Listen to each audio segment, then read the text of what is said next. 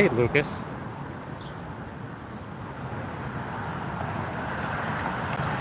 So we're just getting out of the gate here. We've got some boarded up windows. Hey, Internet. Washington Kneelers. So the Washington Redskins officially have, well, I guess right now they have no name. And presumably soon they will have some kind of name. We don't know what it's going to be, unless it's been revealed in the last few minutes. That is a really spooky alley. I don't think I'm going to walk up that alley. It seems dangerous. We're doing pretty well, Lucas. We are just getting out of the gate. We're expecting some protest activity. So far, I've yet to find it. Internet says my Atlanta Braves have decided to keep their name by considering trying to ban the tomahawk chop cheer. I thought the Atlanta Braves were already, I think they've been trying to ban that chant for like 10 years. So, I don't know. I find it an annoying chant. I do like the, well, I don't like the chop. I do like the, what was the war chant? I think it's a pretty cool, intimidating thing when people get their phones out.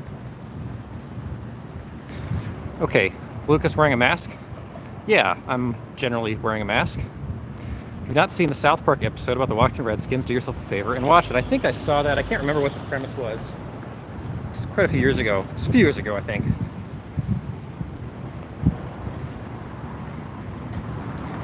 Lucas, here in the UK, people have to wear masks in shops or face fines of up to £100.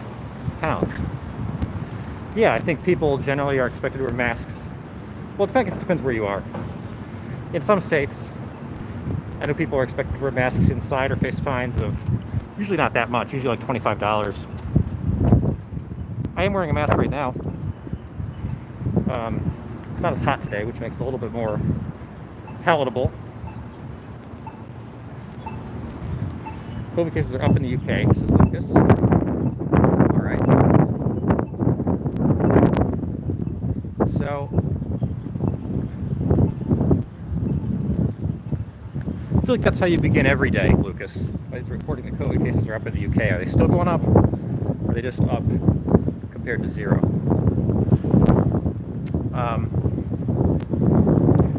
Thanks for jumping on here early, guys. We're wandering the downtown of Columbus, Ohio, and we thought we were going to have some protest activity right out here in front of the State House, where you can see there are some state troopers. We're facing a wave of Karens on the 24th of July when masks are made compulsory. Okay. So we have this wall of Black Lives Matter art.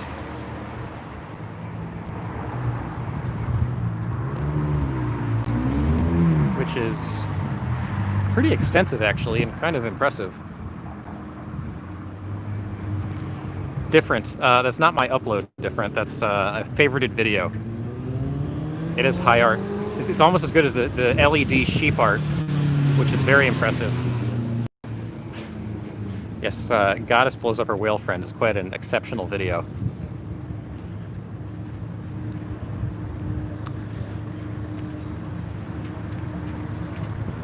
So there are expected to be tremendous protests here this weekend. There is going to be a substantial anti-mask protest here on, I believe, Saturday. It may or may not be co-joined with an Antifa protest. It may or may not also be co-joined with some actual like an actual neo-Nazi protest. So we will find out. It'll be an interesting weekend. Yeah, Lucas says we don't see a vaccine coming along. I would tend to agree. Please be careful with the anti-mask protest if you're attending. We'll see if I will attend. we were talking about this last night. I'm not so much worried about the anti-mask people. I'm worried about the Antifa or any other anarchist forces at that protest and what that might mean. Because we encountered a couple of them in D.C. Some of the protests we were trying to cover there. And obviously those were not such hospitable folks to protest coverage. At least didn't want to be on camera, certainly. So we've got some people down by the city hall here.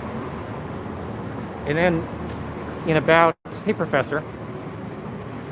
And then in a few minutes, we know there's a lady who did a front page story in the Columbus Dispatch, which is the local newspaper here today, that, hey Nicholas, that she's basically comes down every night from 7 p.m. to 10 p.m. and basically yells at the cops with a megaphone. So we're going to try to see if we can find her today in just a few minutes here. So I'm kind of, at the moment, I was hoping we would have I was thinking we would have a Black Lives Matter protest here at the State House grounds, because there usually is one every night at 6 o'clock, but it sounds like it's pretty quiet today. Either they came early and were done, or they have not yet come out. Sometimes they come out a little bit later. But we can go take a look at the State House grounds as we wait for this lady down near the City Hall here in just a few minutes, who we expect to be out with a megaphone berating some police officers. So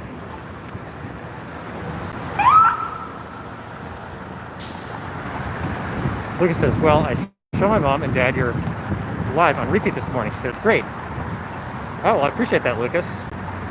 You should tell them to watch. Professor says, maybe it's a school night. Nicholas asks, are we still in Ohio? Yes, we're still here in Columbus, Ohio. We'll be moving on in a couple days. We're going to try some other locations. And then pretty soon we'll be back in Washington, which is obviously our home base, where we run most of these. And I don't know what's going on in Washington right now. I haven't heard a whole lot in the last few days. I think a lot of the significant protest activity has moved towards smaller cities. They're fast asleep right now. I guess it's pretty late where you are, Lucas. Although it's pretty early where Nicholas is. Oh, I guess that's not too bad. 11 p.m. The BLM babies got tired. No, I think they've been out here kind of every day protesting around this time, but not today. So we looked the other day. We weren't able to actually find any Christopher Columbus statues around here. But we do have the statue of William McKinley, who was the president that presided over the Spanish-American War in the 1890s. Yeah, there's some Union soldiers. I don't even know who who is this? It's a doughboy? I don't know what that means. So this is the main entrance to the State House, and all we have today is just a few people taking photos. No, they're not Union soldiers, Lucas. They're state troopers. So they every day have been tasked with obviously protecting the State House. So they're out here pretty much every day. So Ohio's motto is "With God, all things are possible." A little bit of a controversial state motto. It's been tested several times in court, and it has been affirmed. The World War I soldier is a doughboy. Okay, that might be a World War I soldier then. That's interesting. I guess if I'd known that, I guess I'd forgotten it. So I don't know, is this a World War I soldier also? It might be.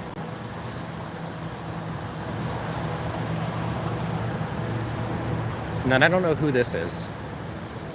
We got another soldier over here, and I think that's not sure if that's a Revolutionary War or I guess it's probably a Civil War cannon over there. There's been some heat I've seen on the Columbus Blue Jackets hockey team and their name, which is presumably, I guess that's after Civil War soldiers, the Blue Jackets, and whether that can stay actually. So I guess this is the Columbus statue. So this is the spirit of discovery has the power to change the course of human history, as demonstrated by the voyages of Christopher Columbus, whose imagination shattered the boundaries of the Western world. Modern history has been shaped by one man's courage to pursue a dream. 1492.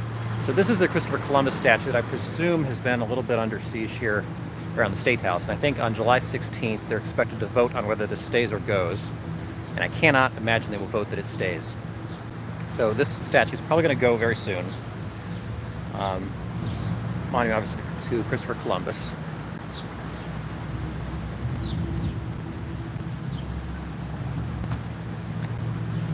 So we tried to find this other day and we couldn't, but here it is. So far, has managed to still stand. It's the only one of the 3 remaining Christopher Columbus statues here in the downtown of Columbus, Ohio, that is still standing. We have previously seen the one at the City Hall and the one at nearby Columbus State Community College have both been taken down. Both met, I guess, a little bit more civil deaths than some of the Columbus statues of some of the other cities, because both were actually taken down by their respective institutions as opposed to by protesters. Professors are going to take that statue down. Yes, we think so. They're going to vote on that on the 16th of July. It's actually a nice little write-up about him there. And then different says, save Columbus, take him with you to DC. I don't know if I'm going to be able to fit that in a car. That's a pretty big statue. But all calm tonight. He's just hanging out here. Again, there's state troopers around to protect him at the moment, and no major protest activity. We're out here the other night. There was significant protest activity. Nothing right now. And here's the cannon. Please, protesters, don't tear down statues that makes them rioters, says Internet. There's been a lot of news coverage in Columbus, Ohio recently regarding the recent removal of, or not the recent removal of, the recent confrontation at one of the early protests here, in which protesters were blocking the street over here on Broad Street, which is where we'll be walking toward momentarily. And the protesters there, basically because they're blocking the street, there was a driver that tried to essentially inch their way through the crowd and basically was unable to do so. I think inadvertently tapped a protester's bike. Protesters then proceeded to throw the bike at his car. So he tried moving forward, got blocked by protesters who then basically destroyed his car. And it turned out that the gentleman had cerebral palsy, and the reason he was in that situation in the first place was that he wasn't able to control his movements with enough specificity to be able to stop exactly in the right moments, since people were blocking the streets. So very controversial situation. There's some pretty horrifying videos on the internet right now of that. Okay, and then this is the statue of William McKinley, who is obviously the president in the 1890s. I'll check what number president he was. Probably the most esteemed president of all different presidents from Ohio. There have been, I think, 7 or 8 presidents from Ohio, and he's probably the best remembered of them, the 25th president. But has a controversial past of his own, and I think people are yet to realize. So I think if we were approaching some of the other individuals, I'm surprised he has not received some consternation. Okay, different says, voting statues down is even worse. We are reinforcing bad behavior. Professor says, I can't believe they want to take Chris down. Next thing you know, they'll vote to cancel our flag. Professor says, I agree. Well, we talked yesterday about some of my thoughts on this, and the variable that I think is rarely talked about, which is, should we be celebrating consequential or inconsequential figures in our past? Christopher Columbus's arrival in the New World in 1492 was the first time in 10,000 years that there had been any interrelations between the two major land masses of Earth. You essentially had two populations of people across the planet who did not know of each other's existence. Christopher Columbus bet against all odds, against all prevailing science of that day, to essentially risk his life on a bet that the Earth was it would only take him 3,000 miles to get across the continents, to get across the ocean, as opposed to 7,000 miles, which is the prevailing wisdom. 3,000 miles was doable with the ships of that era. 7,000 miles was not. Christopher Columbus bet correctly that he could reach land within 3,000 miles, and he did, in the Bahamas. While there, he took as captives a few of the locals and brought them back to Spain. In doing so, he inadvertently spread European diseases to the New World and New World diseases back to Europe. But his arrival was perhaps the most consequential event in human history, in that it opened the next chapter of human development, which involved the settlement of the New World. It did involve the Atlantic slave trade, but ultimately it led to the 100-fold increase in GDPs for all of the world's nations between that era and the present era, about 530 years later. We now enjoy standards of living that are literally over 10,000% greater than they were in that era, by way of the opening of international trade and a global economy that created the modern world. And had he not done that, probably somebody else would have, but still, nonetheless, the most significant event to creating the standards of living we all enjoy today, in which the global standard of poverty, or the global percentage of people living in absolute poverty, has dropped from around 98% in that era to less than 10% today, where average incomes in that era were around $500 per person, and today obviously eclipse some parts of the world $70,000 a year, globally on average pushing $10,000. So, significant event for sure.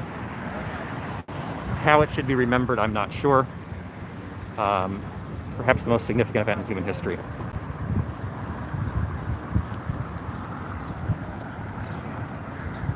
So, a few people protesting out here in front of the City Hall of the city. And we'll just take a quick look here again at the statue of Christopher Columbus, or that used to be statue of Christopher Columbus, which even since we were here the last time has been graffitied with BLM lettering.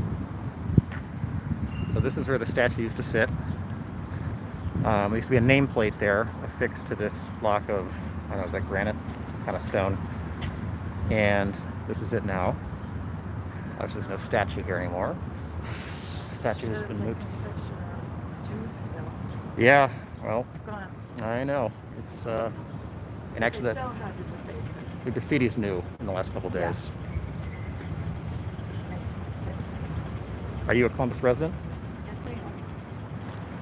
So not everybody in Columbus is happy about this. Well, I'm not happy about it. I never was. Yeah. I came down. I just came from the library ranch. I came down several days. I knew it was coming down, so I came. I read all the plaques. I don't know how to take a picture of myself. I know I would take a picture. I remember when the statue was copper. It's copper. Yeah. And it was all green. Yeah. And I didn't know they had rededicated it in 1988. How much money that cost.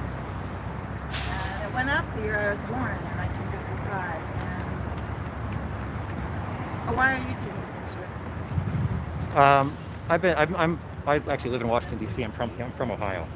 I'm sorry, I look like Catholic. No, it's all right. I'm from here, and I live in Washington D.C. now. So I've been documenting a lot of different protest activity for a number of weeks. Makes me sick. You know how many shootings we had over the weekend? You know, a 15-year-old was killed, but they want to defund the police. Yeah. Really? Now no more police in this Columbus City schools. You wait till they start having the first shootings. Who are they going to call? the police. Yes. Yeah, I'm whole sick of the thing. You know, that's a radical movement. Have you researched BLM? I've been on their website. Yeah, it's an anarchist. They believe in overthrow of government.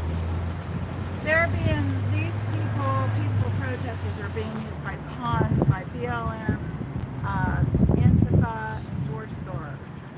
There's a serious movement going on. I think there's a lot of conspiracy about what's really going on. And for Ginther to bend to the whims, at least give the community a time. He took it down at 6:30 in the morning last week, I think. He should have said, okay, in 2 months we're going to take it down. If you want to go see it, take pictures. And this is why we're taking it down. Well, they should have had a vote. You know, make a historical marker why Columbus was started to be, you know, I didn't even know why certain people were upset with him. But you know what? The whole world was conquered by everybody. The Romans, Caesar, Napoleon, South Africa was colonized by all the Europeans. I mean, this is not a U.S. thing. And these people think they're oppressed now. They should go move to China. This is the best society in the world. And it's costing $150,000 to fix the State House. They've already used up all the police overtime. This really, I am so angry beyond words. And I'm on my way home. I just wanted to come by and see what was removed. And I'm furious that now they had to rub our noses in. You know, it was artwork. It was sculpture. It was a gift. If Columbus was so bad, write a historical marker, an addition, an addendum. Are we going to rename the city the Columbus Clippers? I mean, where does it stop? Do you know where they moved it? No, but it wouldn't surprise me. Some private benefactor took the statue at Georgia or Columbus State. Yeah. It's probably in the same place. Wait a minute. I hope they give it back to Genoa so it doesn't get melted down into pennies. What are they doing? I didn't even drive that way. I turned and parked my car. I'm not even driving. They're holding like this, so it must be BLM. Do they even know what BLM is? I'm too busy working to stand out here on the street and protest nothing. Oh my God, I've had a horrible day. I'm so sorry. My nephew lives in, what's a very rich suburb near there? McLean. McLean, okay. He lives in McLean, and my brother lives in Charlottesville. Yeah, what are you doing in D.C.? Well, I work there full time. What are you doing? I work for a consulting company. Huh? I work for a consulting company. Oh, okay. Do you like it? Yeah, it's expensive, but it's not bad. How long have you been gone from here? I haven't lived here in about a decade. Oh, wow. Are you visiting family? Yep. Okay. Yeah, I'm sure we're in the news today because of all the killings last night. Yeah.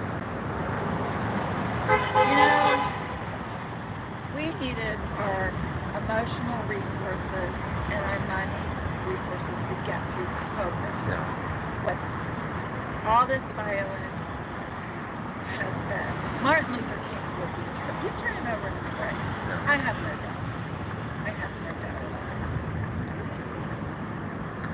doubt. Do you know this was started? Do you even know who started it? And it's okay for lesbians, but I'm just lesbian women. And in reaction to a cop killing a long time ago. But you know what? I just heard on the news some Boy Scout leader in Chillicothe has admitted to molesting hundreds and hundreds of boys. It's like, it goes on in every profession. Of course there are bad cops. There's, look at the Ohio State doctor that abused athletes for decades, and the higher-ups knew about it. There is evil everywhere, but you don't throw out the water with the baby with the water however it goes. I'm just furious. My beautiful downtown is all boarded up. You should see Washington. Huh? You should see Washington. Is it worse? Oh, yeah. Really? I don't have television. I work all the time. I don't know what's going on in DC. It was around 200 businesses in the downtown area. Oh my God. Well, have you heard of George Soros? Yeah. Yeah. They're saying that he's behind the bankrolling of the people that they've been busing in all over the country and paying to do all this. I've heard that. I don't know if that's... Well, I believe a lot of locals are definitely involved. That we had piles of bricks already preset. I don't know what the truth is, but anymore, I don't know what the truth is about anything. But I will tell you this: I've always voted Democratic. I'm not a particular lover at all of Donald Trump, but man, the Democrats have lost their minds, and Biden is just going to be a puppet, and he's senile at this point, and we need someone really, really strong with thick skin. It's just, I just want law and order. We need, and deal with China. And I don't believe in another handout for anybody. You young people, you know the tax rates are going to have to go up to pay for all this? Horrible. Horrible unless the radical Democrats get their way and start getting everybody $1,000 a month or something like that. I'm the daughter of Depression era people in the World War II fighter jet pilot and Italian immigrants. And this is all bullshit. And I'm a social worker, and I understand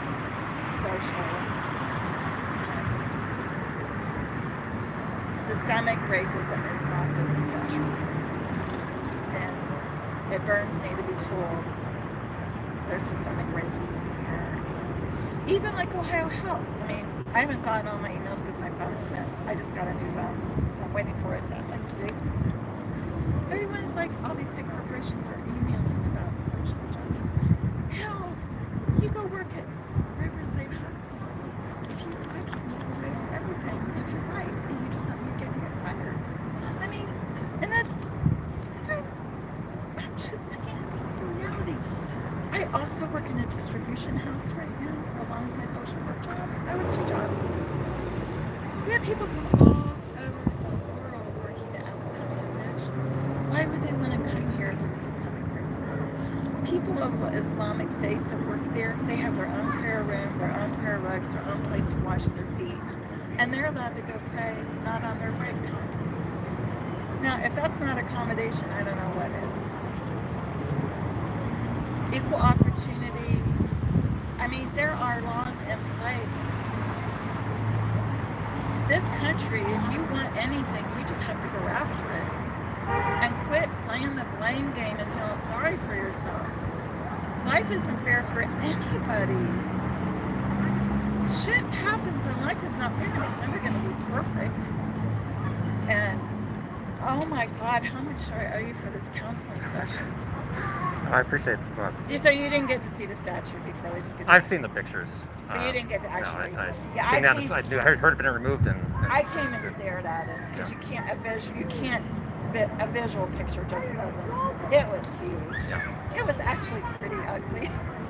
I've always thought it was ugly, but and I don't know why half the country named everything after Columbus. I mean, apparently he had something to do with the slave market or conquered indigenous people, and he never really discovered America. But put that on the educational plaque. You could still say this is art, it was a statue, it was a gift from our sister city. And put another statue on the other side. How else are people going to know that maybe he did have a downside to him? But why would they take to face, oh yeah, you're right, Washington, all the monuments. Why would they do something to Abraham Lincoln? It was pretty minimal what's done at the Lincoln Memorial and the World War II Memorial, but there's briefly Why would they do it to him? There was a lot more on some of the others close to the White House. Kind of random. You're right. Random Trump yeah. pulled out the National Guard or They had National Guard. They also had troops from Fort Bragg. The first 2 nights before those folks were there, it was really intense. You're right. I did hear Once that. once they had a lot bigger law enforcement presence, it really calmed down a lot. Good. But they were still pretty massive crowd, like in the thousands every day for weeks. And it finally, at least as of when I was last there a week or so ago, it was less than it had been. But occasionally something would happen and it would sort of pick back up. But it was pretty intense. I mean, it was like I lived downtown there, and it was Really scary. it was intense. Scary. Broken windows, graffiti. Oh yeah. Yeah. Well, I used to live in Atlanta, and, the whole 90s episode, the kids that were just killed. I don't know. We have so many problems in this country. We need to focus on the ones that are truly huge issues. Like Social Security for you young people, keeping it solvent, that kind of thing. All I can say is Biden and Obama were in office when all the other killings happened. And what did they do? And personally, our police force, I think, is wonderful. And Mayor Ginther has been basically telling them they've been doing a crappy job. And what, 2 more officers were killed yesterday somewhere, shot in the chest. I didn't see that. And then the guy killed himself. I would be a police officer for now for anything. It's a very dangerous job. Well, are those your family members too? No, I just wonder who those are. Yeah, the reason I see that thing, I saw in the parking lot at the grocery store today, they had a BLM sticker on the back, and there was a fist. So I'm assuming that's what they're. Do they even know what they're? They probably. Yeah, that's that.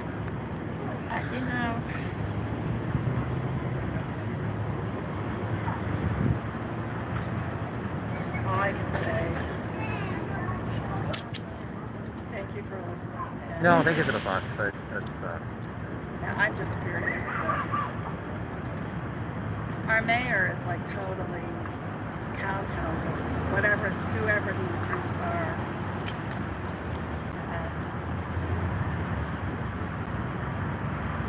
Demilitarize our police force. They don't have any military. I guess they were given some extra military stuff that was just sitting around by Trump, but then. Oh well. What's that, a firecracker?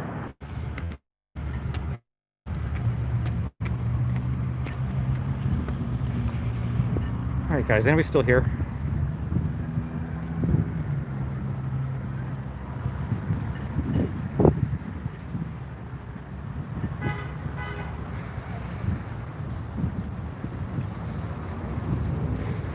No, guys. I just didn't want to get her in. I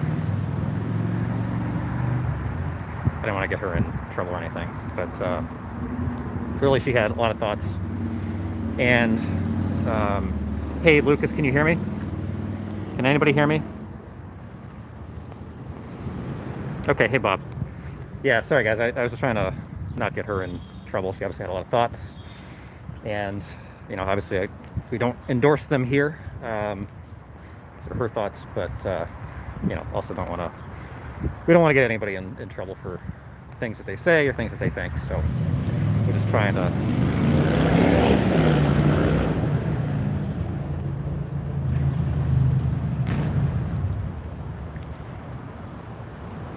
So anyway, that was. I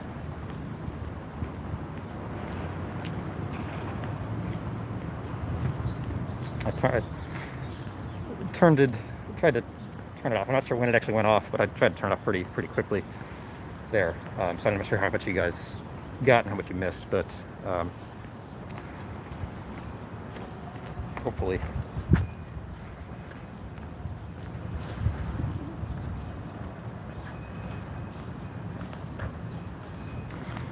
Okay, so I missed all your comments while that was happening. Obviously, I had the camera off, as you guys know.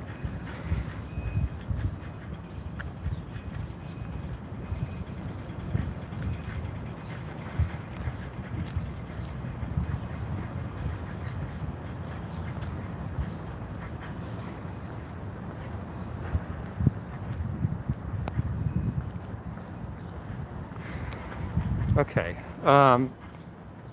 Hey, random. So we were walking around downtown Columbus here and stumbled into. We thought we were going to have some protests around the State House, and we kind of didn't. There was not much activity today. We did find the Columbus statue around the State House, and then we also came down to take a look at the now removed Columbus statue at City Hall here, which we've seen a couple times, but this time actually was graffitied with BLM on the base of it. And there was a lady out in front of it giving some thoughts. I just didn't want to show her or in trouble, and then I tried to turn her off. I'm not sure when it went off, but I tried to turn the camera off for a bit, so I'm glad we were able to reconnect here. She had some thoughts on the statue, obviously. So I thought that in the vicinity down here, there was supposed to be a lady who comes down every day at 7 and 10 p.m. with a megaphone and reads aloud into the megaphone at the police headquarters here. But I'm not sure where she is, or if she's even here today, but she's supposed to be down here.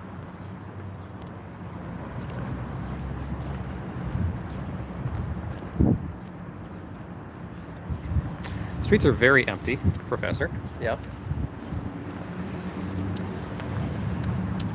So I'm not seeing her. I don't think that was her. I think the person who comes down and reads aloud has some different viewpoints.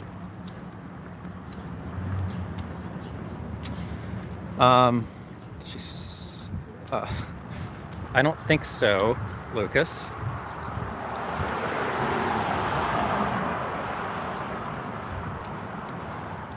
So let's see here.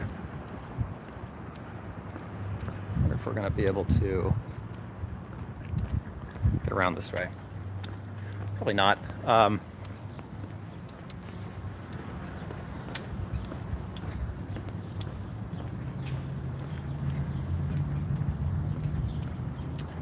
So this is the front of the police headquarters, and I'm not seeing her. There's a whole front page spread in the newspaper, the Columbus Dispatch, today, about this lady doing this activity. And I'm not seeing her, so I wonder if she's not here today.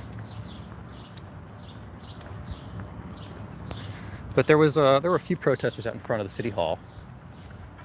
Not really any here in front of the police headquarters. There weren't really any in front of the State House.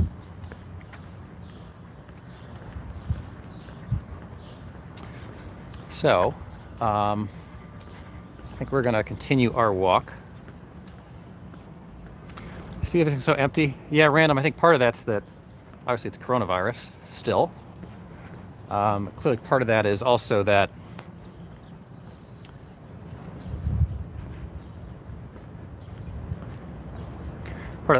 Columbus is kind of a not particularly lively downtown a lot of the time anyway.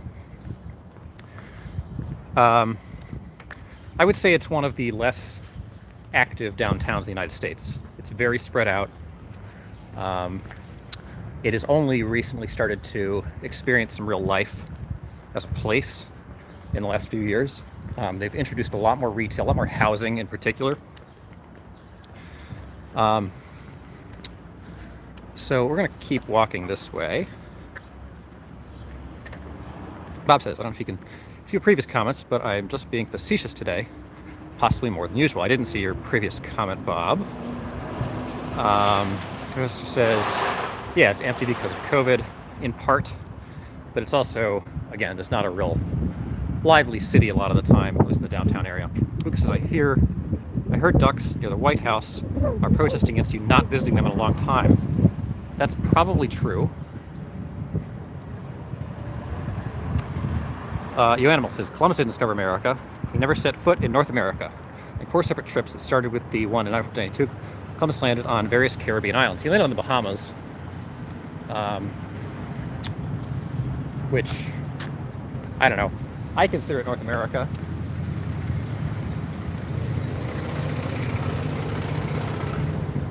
He's been someone to talk to earlier. Yeah, an interesting person. Clearly there were opinions there. The person was clearly not a fan of the removal of the Columbus statue, since she had voted Democratic her entire life, but really did not like some of the things that the organization BLM stands for, and just generally didn't seem to be too much of a fan of the protests in this movement, even though she said she's obviously a Democratic voter and clearly does things, it sounds like, in her life that causes her to engage with people who maybe aren't in the best life situations all the time. So I don't want to put words in her mouth, but interesting views. Bob says sea levels were lower back then, no global warming.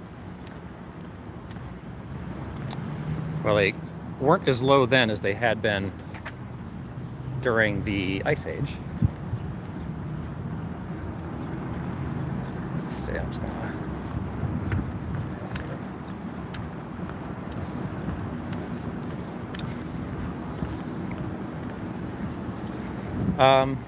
she didn't say she was switching. She certainly said she was not a fan of Joe Biden. Thought he would just be a puppet for, I guess, what she felt were more sinister forces. Well, Bob, you gotta understand, voters in this part of the country are sort of a weird mix. In fact, a lot of the sort of traditional Ohio Democratic base up in the northeast of Ohio, Youngstown, Canton, Akron, that part of the state,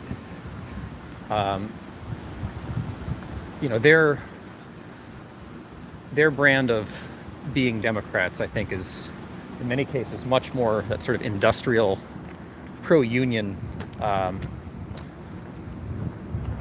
brand of Democratic voting than, say, the more sort of social issues that have guided the Democratic Party more recently. I don't know where she in particular comes down. Columbus is a mix of sort of young progressives and also more traditional Ohio Democrats, who again are sort of more of the kind of old industrial kind of union Democrats. The folks that were sort of probably very pro John Kerry, in a lot of respects, were probably very, very pro some of the more traditional Democratic candidates, your Harry Truman type Democrats.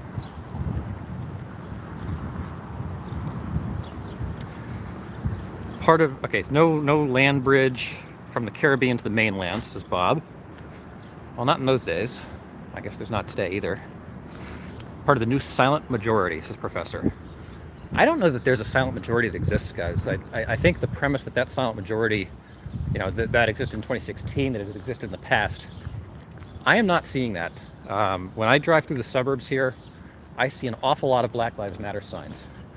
I don't know that there's going to be a silent majority that rises up and expresses some, here's a no justice, no peace, expresses some set of opinions that is, vastly different from what the polls are picking up. I think in a few years it could, just because of sort of lack of fully transparent information, but I don't see it right now. Lucas has heard Trump's hair is refusing the mandatory face mask. I don't know what that means. It says, when I lived in South Florida, I could see the Caribbean from my front porch. How many miles would that be? Professor says, I think BLM people are just extremely noisy, violence, they're more visible. Yeah, but Professor, their visibility, I think, is very, very much there, I think they've done a very good job, by and large, of putting down some basic positions. Obviously, their basic sort of namesake position that Black Lives Do Matter is a very popular one, I think, even in the suburbs among voters of all stripes. And to the extent that the organization represents different things than that in sort of their stated positions, I don't think, by and large, that there's a lot of either belief that that's important or knowledge that that's the case at all. And I think if that ever becomes general knowledge, you could see a little bit more of a rift, but I don't see it right now. Lucas says, racists in America are very open in their views, clearly.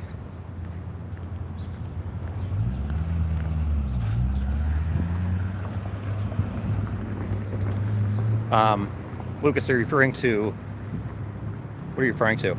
The animal says, is laughing. Bob says, come to rural Virginia, Confederate flags and Trump flags in every other yard. Still very much red, Virginia, once you get past the megalopolis. But Virginia is obviously, Northern Virginia is a mammoth place now. Virginia is never coming back to conservatives. Virginia has gone very blue. The professor says, Lucas, I don't get what you mean. Global headquarters for nationwide insurance. And now we're here at the hockey arena that is home to the Columbus Blue Jackets.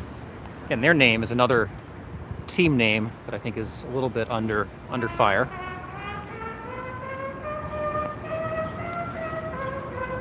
The internet says I just left my place in Myrtle Beach. From all over blocks, Trump signs, American flags, and Blue Lives Matter flags.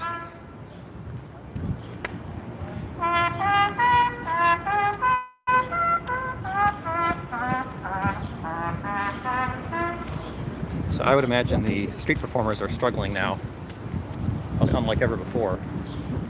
Not a lot of people out on the streets, as you can clearly see here. I think he started playing literally just for me as I walked by. Oh no. Well, I was going to take this little bridge because I can't get over that way. Let's see what I'll have to do now to Audible. It's a ghost town. Yeah, it's definitely a ghost town. This is actually a pretty cool area for sports games over here. Let's see if I can, in fact, step it over. No, it doesn't look like it. Let's see. I guess I'm going to go back up this way. Referred to as occupied VA around these parts, and those people are carpetbaggers. Yeah, not from Virginia, but they certainly outnumber those of you in the more rural portions of Virginia. Lucas says, do I ever wear helmets when going to protests? Lucas, I try to not really get engaged. My greatest protection is, basically common sense, to try to not get too deep into anything that seems a little bit too sinister. And then also the fact that I have, when I am recording, I have some witnesses, you guys, in case anything ever did happen. But no, I've developed a bit of a, spidey sense for kind of what's okay to be around and what's not. The overwhelming majority of protest activity that we've encountered was perfectly benign. People recognize they're in public spaces and therefore can be filmed. Not violent, obviously. Occasionally we will run into things that,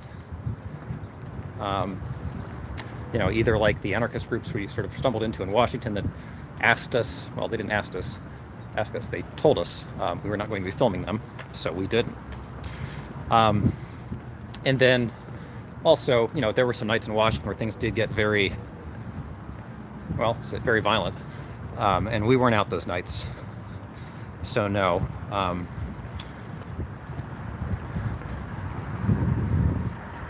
I was not saying agree, just popular opinions are down here.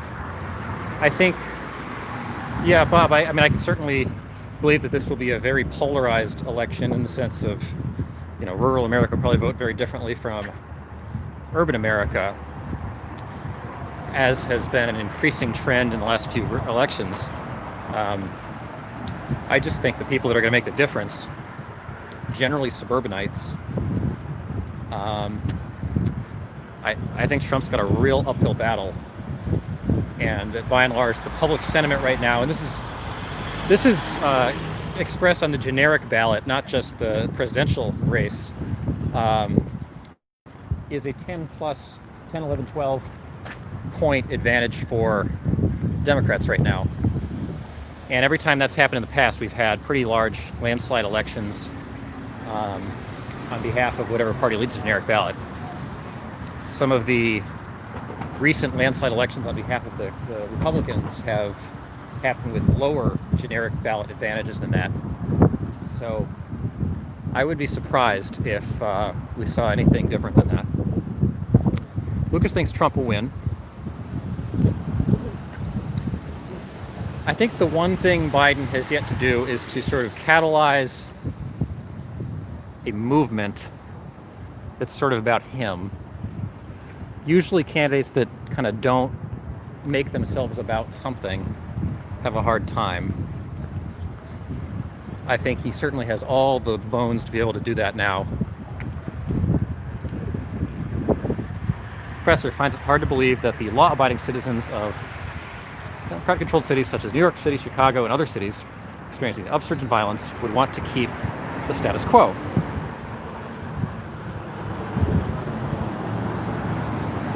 Professor, those cities have largely had the same policies and been voting for the same people for the better part of 60 years. Why would they change now?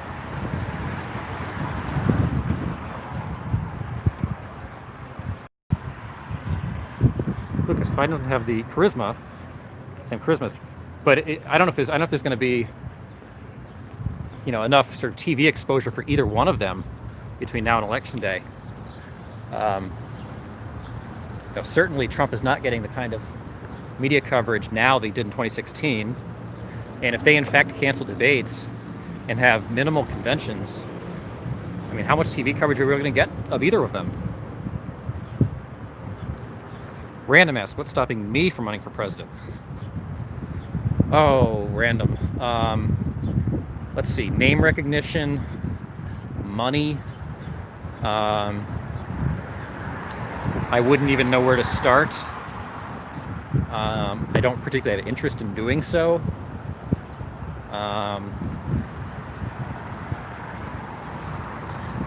Although, if any of you guys want to run for president, we can promote your campaigns here on the channel. Get like 19 votes out of the gate. Lucas says definitely there will be. Professor says because of the attacks on police and the fundamental institutions of law and order,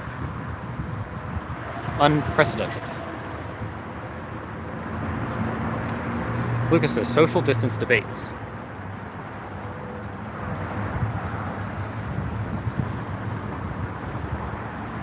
Professor says start as governor of DC. Well, Bowser's the mayor.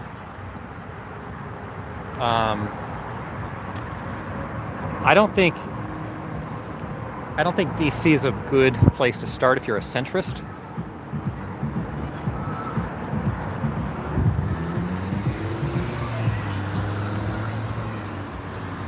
I think you would want to start in a small town. Find a small town where there's some particular local issue that you could latch onto.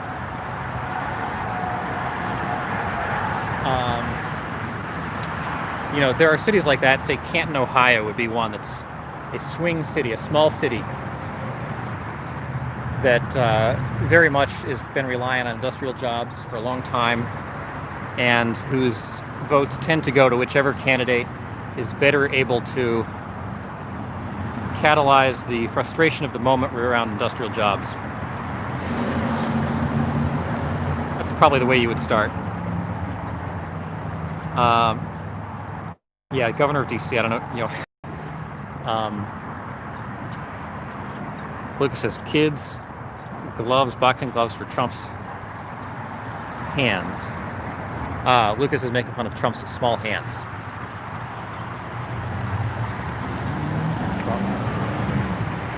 But how do you feel about the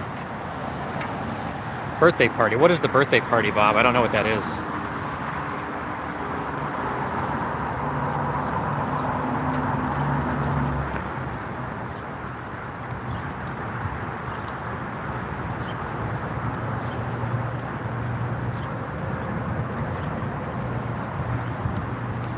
Yeah, Bob, the Kanye West party. I haven't actually looked into any of Kanye West's actual positions. Is Kanye West put out like a campaign platform? If he has, I haven't seen it.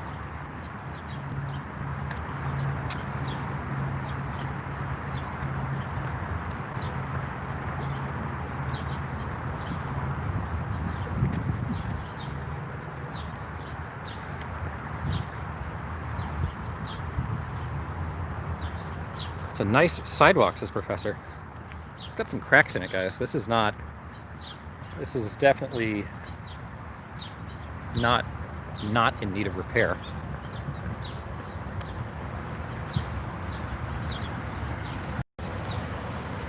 All right, let's see who this statue is.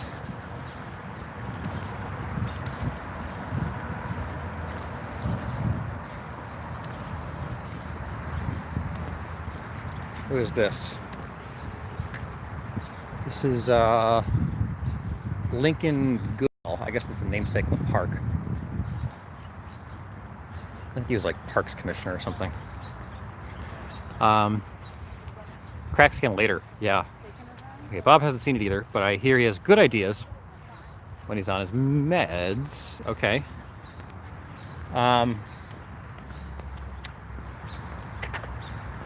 Well, I guess I don't really need to worry about it. I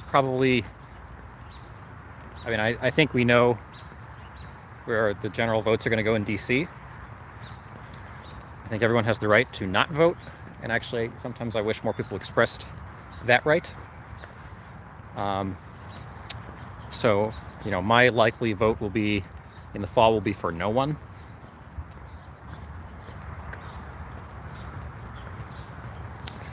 But I also have not made up my mind yet.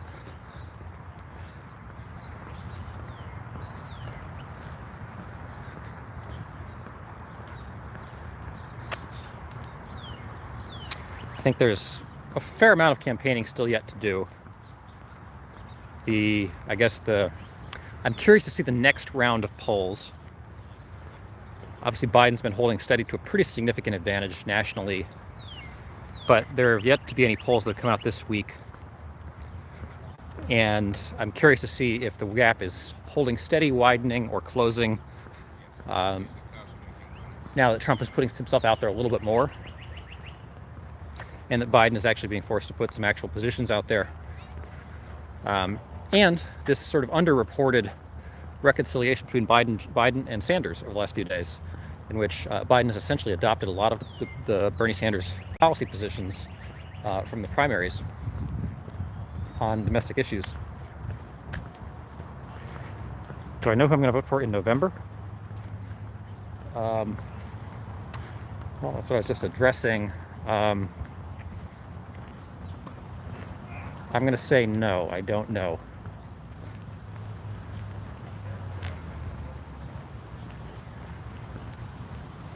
So Biden's been of the position, he's put forward the stated position, I think there are people that are skeptical of the position, that he is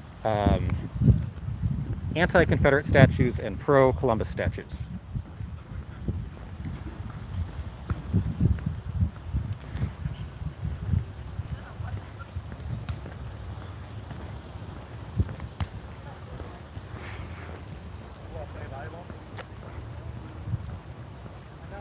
Okay, Bob believes that voting for the third opinion is better than not voting at all. That is a wasted vote. At least shows people want better options. I actually disagree, Bob. I think voting third party is silly.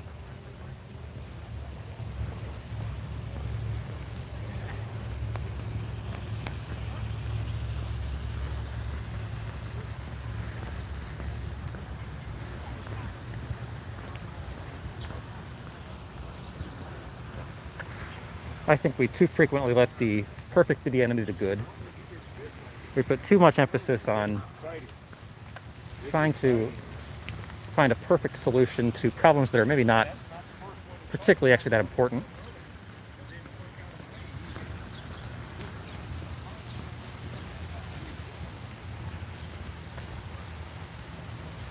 And I think we generally put too much emphasis on presidential politics, period.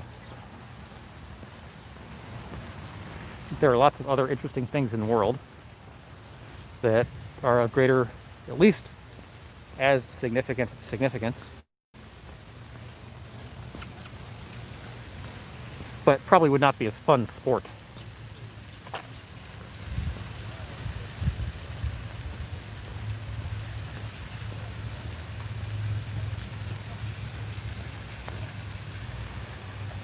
Professor says, I think it's a waste of time. The Electoral College is assigned to a single candidate in each state. Bob says, two-party system has failed. I would vote for Big Bird, if you were running over the two winners we have to choose from.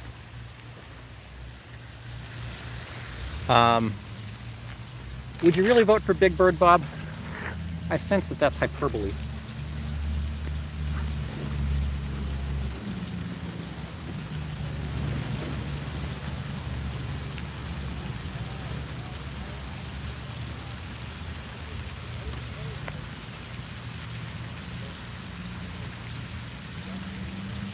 Professor would vote for Mr. Rogers. Okay, if the election were Mr. Rogers against Big Bird, who would we be voting for?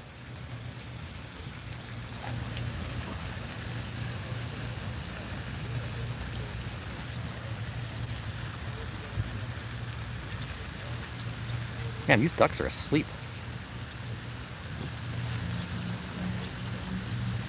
Lincoln Goodale was the first doctor to live in Columbus, Ohio. He was a great benefactor to the city. His legacy includes a large parcel of land that is a park. It's probably where we are now, with these ducks that are asleep. I think if the choices were Mr. Rogers and Big Bird, I'm not a big fan of either one, actually.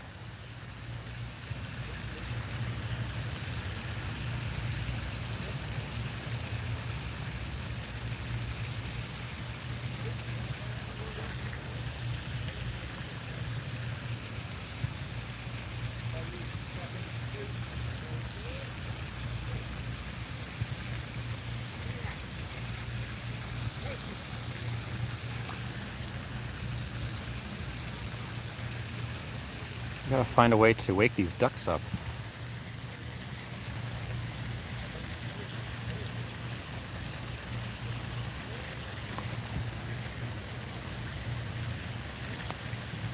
So the question, would Mr. Rogers run as a Democrat or Republican? In the present day, I'd have to believe he would run as a Democrat. In his day, I think he may have run as a Republican.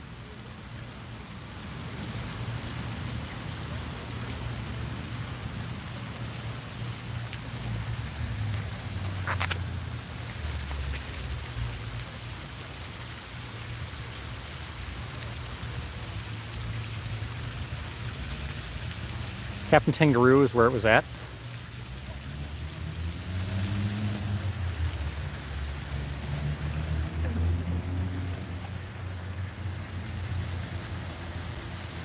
Yeah, we're trying to wake them up, random. They seem pretty lazy right now.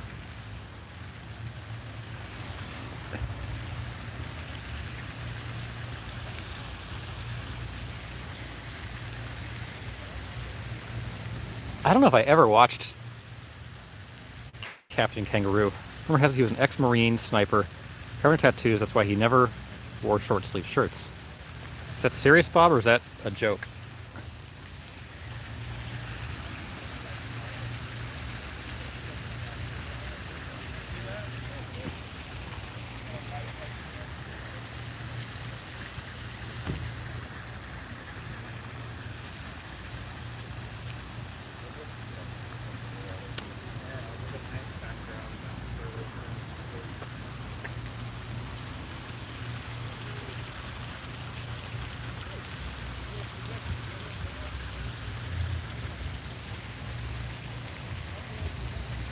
These ducks are very content on the rocks here.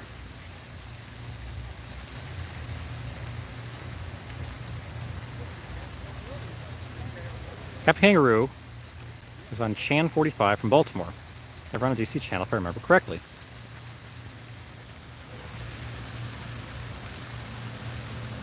Well, I haven't had a TV since I've been in Washington, so I would have no idea if that's even still a present-day thing. Rogers was a registered Republican. According to Joanne Rogers, he was very independent in the way he voted, choosing not to talk politics because he wanted to be impartial. Interesting.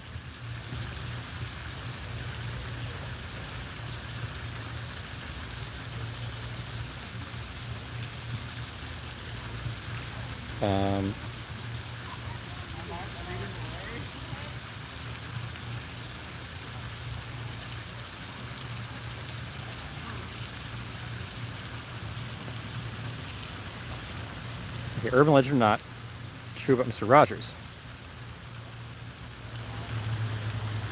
Okay. So these guys, I think, are asleep.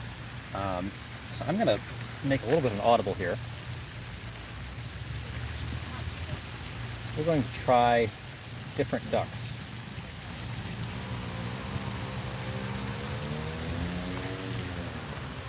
They have to be alive.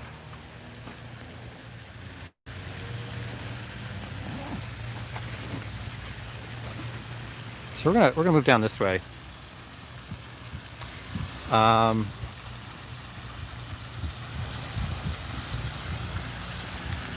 Captain Kangaroo, I think, was a local celebrity. Not sure though. This is Bob. Yeah, I don't even know who Captain Kangaroo is. I've heard the name. That's about it though.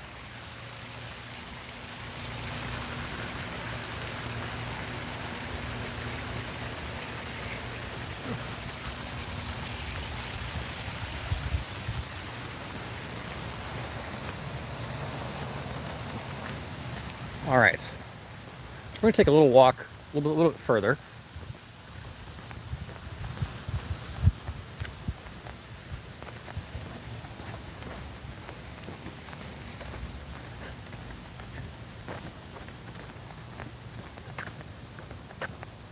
Do you remember the Thundercats? I don't know what the Thundercats are either. I guess I wasn't a huge cartoon person. The cartoons that I watched were... I don't even know if these are cartoons that you guys are talking about. I did watch some Mr. Rogers. I did watch some Sesame Street. When I was young, I guess I watched some Thomas the Tank Engine was one of my favorites. I think I watched some Scooby-Doo. A little bit of Doug. I remember the Rugrats. They were awful and annoying. Yeah, I don't really remember the Thundercats, Professor. Was Gummy Bears also in the 80s?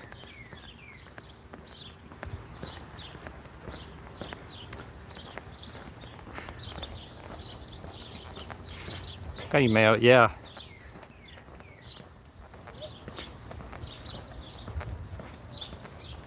By the way, on a totally unrelated cartoon angle, did you guys see that Beavis and Butthead is coming back? I can't imagine how they're going to be able to do that in today's climate. I guess they weren't so much politically irreverent as they were just sort of generally irreverent. And perhaps they'll be able to do that today. Okay, Professors, I think Gummy Bears was in the 80s. Never watched it, though. They had a good theme song.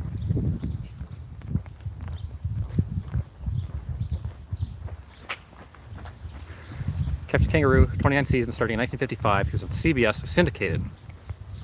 Reboot, yeah, Professor, it's going to be on Comedy Central this time, not MTV. But Mike Judge has decided, quote, it's time to get stupid again. Which I don't know if I agree with that, but they did try rebooting it back in like 2011, and it didn't go very well.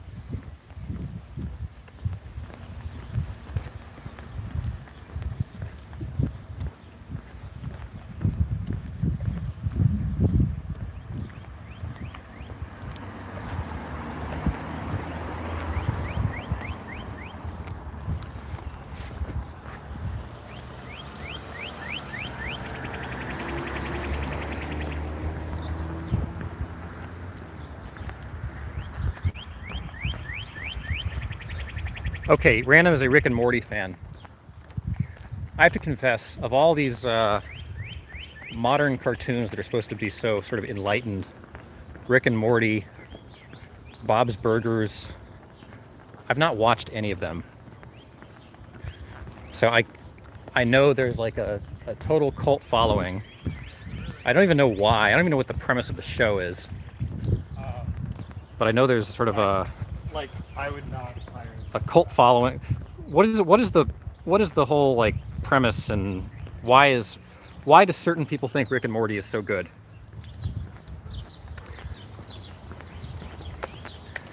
It looks like pretty weak animation. Okay, you animal used to watch Captain Kangaroo, okay.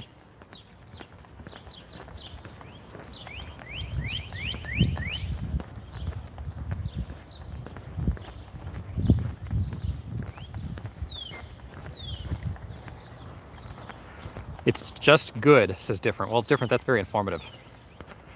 Bob says, I saw a pilot of Beavis and Butthead Frog Baseball at an animation festival in 1992 in DC. Going back and looking at those original animations, even the Simpsons from that era, but particularly the Beavis and Butthead in its early iterations, it was really terrible. I don't know why that was, how or why that it caught on. Just very poorly drawn and animated. I think Rick and Morty just satirizes everything. So, Professor, when you say it satirizes everything, compare it in terms of its satire to, South Park, Family Guy, Beavis and Butthead, shows like that.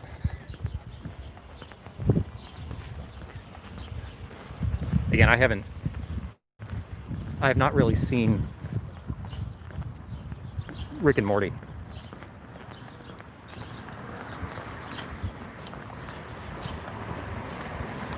Back in the late 80s and early 90s, we had much lower standards when it came to animation quality. Yeah, we certainly did. Bob, Lupo the Butcher was the only other short that I remember from that festival. I guess I don't know what that is. Random. Rick and Morty is a bit darker than Family Guy and the other ones. Okay. Is it like societal satire? Wacky scientist grandpa engages in interdimensional hijinks. Interesting. No CGI in the 80s, 90s, yeah.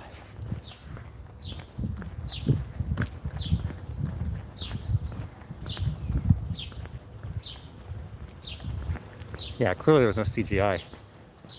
Societal satire, okay. Does it have a particular, like, political bent?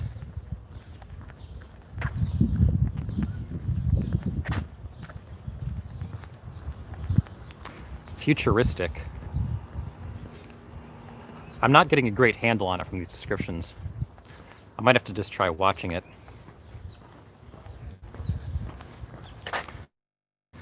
I haven't had any particular reason to watch it. They try to walk the political line like me. This is different.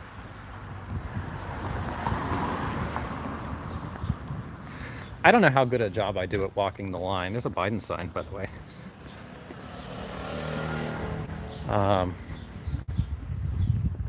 Interesting. Signs there.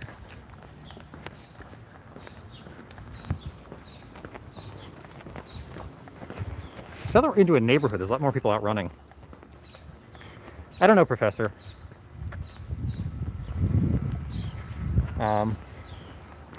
This is probably mostly young professionals in this area, I would think.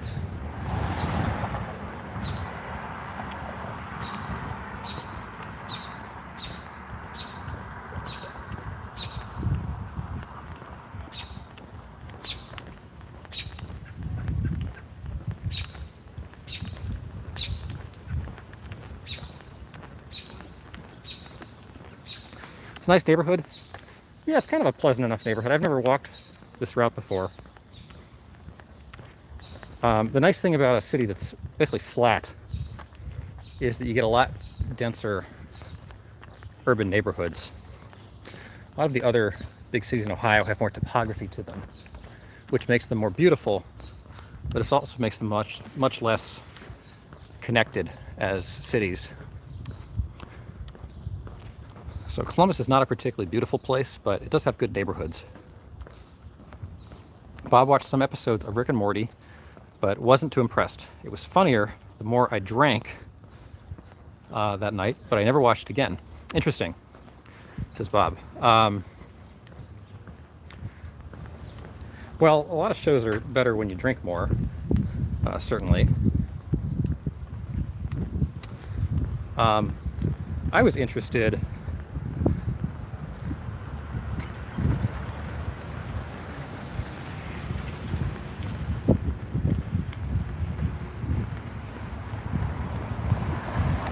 I watched it several times before I got some of it. Yeah, it seems to have that vibe, Professor, that like the people who like it seem to take a very much a view that like it's something you have to be you have to be smart enough to understand it, that you need to kind of know enough to be able to understand it. And I'm not sure where that, I hesitate to call it pretentiousness, but it's certainly kind of a snobbishness, certainly.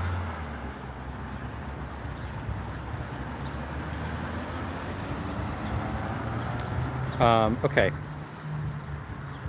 Neighborhood reminds me of Philly. Actually, you know, I've lived in Philly, Bob, and it kind of does. There's a fair amount that reminds me of South Philly, West Philly, Fishtown, some of those kinds of areas. Yeah, but it's definitely a lot cleaner, for sure. Different. You have to be super high IQ to get Rick and Morty. Yeah, that's what I'm talking about. That sentiment.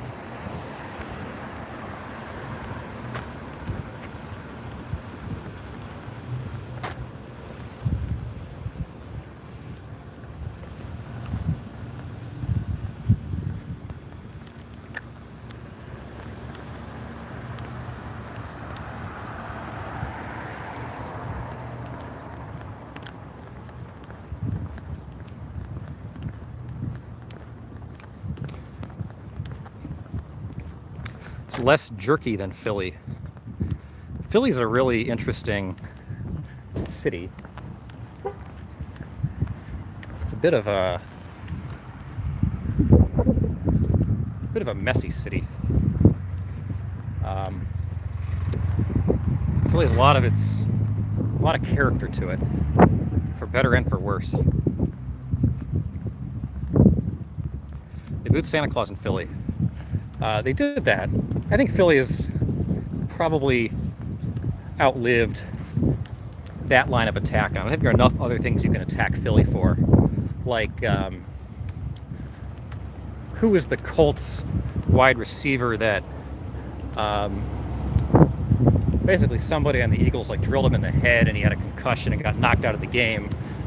And the Eagles fans were wildly booing for the stoppage in play that created. So many fights in the streets of Philadelphia, brotherly love. Yeah, it's whatever perception Philly has for nice people is certainly not. I didn't see a lot of that. But when I say it has character for better and worse, there's a real grit and appeal to Philly that's sort of fun. Philly cheesesteaks are the best, though. Yeah, they are. Do you guys know enough about Philly to have a preference among the cheesesteak icons there?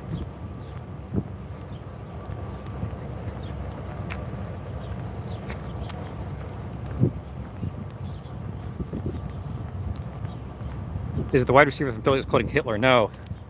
But I don't know if you can blame that one on Philly.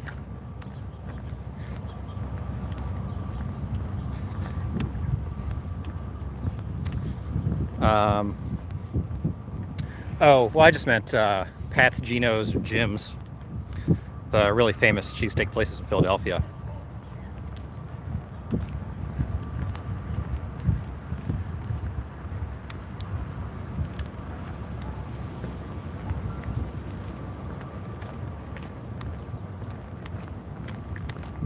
I also find it always a fun debate to get people to try to rank the 4 big Northeast cities: Boston, New York, Philadelphia, and Washington, 1 through 4.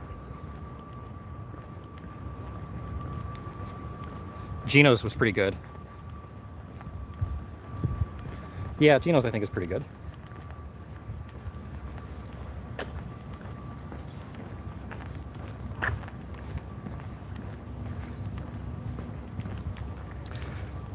Papa Gino's, no.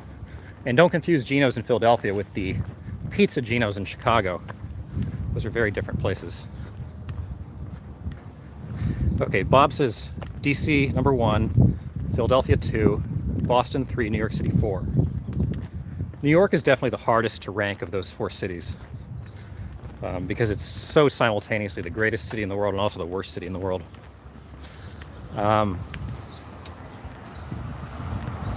Subway makes a pretty good cheesesteak. Is that for real different? I've never had the courage to get a Subway cheesesteak.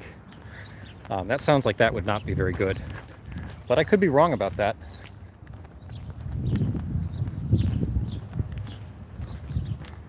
Professor says Boston is number 1, DC is number 2, Philly is number 3, and New York City should be number 4. You guys are in agreement that New York City is the worst of the 4 big cities. Professor likes Boston the best. Boston's very cold, though.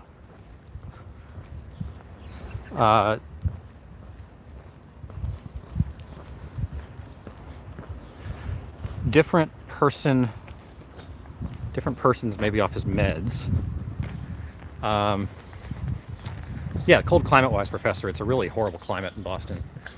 Not quite as bad as Chicago, but pretty bad. New York City makes me homicidal in about 2 days. My hair looks great because of the water. What's the deal with New York City's water? Yeah, New York City is a very tough place. I lived in New York for a little bit, and it's not an easy place to live. And certainly for the amount you're paying to live there, it's not the best value. I think if you're in New York City and you have like Donald Trump money, you can probably live a pretty good life there, and there's a lot at your fingertips. But I think if you're anywhere short of that, that is a brutal place. Professor, I grew up in Boston, so I'm used to it. What part of Boston, Professor? Bob says limestone aquifers. Interesting.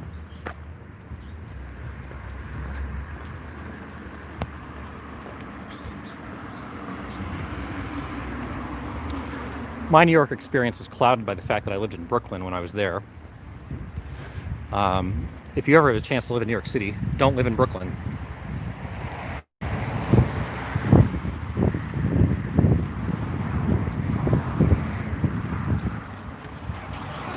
And in particular, don't live in parts of Brooklyn where you have to take the G train to get back into Manhattan. The G train is the only train of New York City subway system that doesn't connect directly into Manhattan. And it's a nightmare because you got to then transfer some other line to take you to Manhattan. And every trip to go anywhere interesting is going to take you a very, very long time. Okay, Metro West, about 45 minutes west. Okay. My parents were from Brooklyn, says Internet. They got out in like 1961. Yeah, it's changed a lot since then.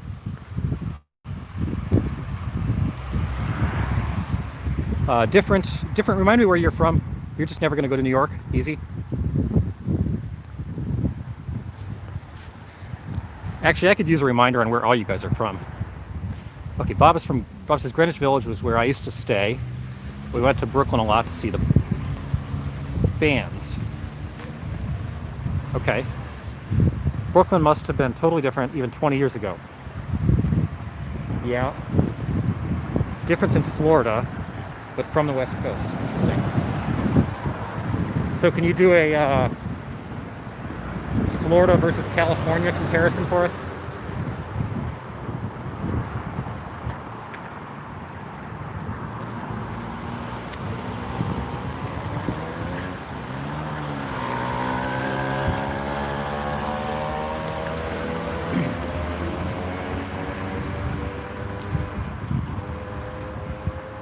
And I guess, what is everybody's favorite big city in the United States?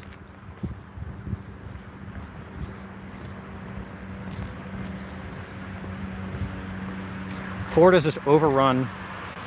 Well, oh, Florida isn't overrun with Democrats. Okay. Okay, difference in gun nut, so I prefer Florida. Florida's a tale of two states, though. Like Florida, you've got Miami, which is its own continent. And then you've got the rest of the state, which is basically an extension of Georgia.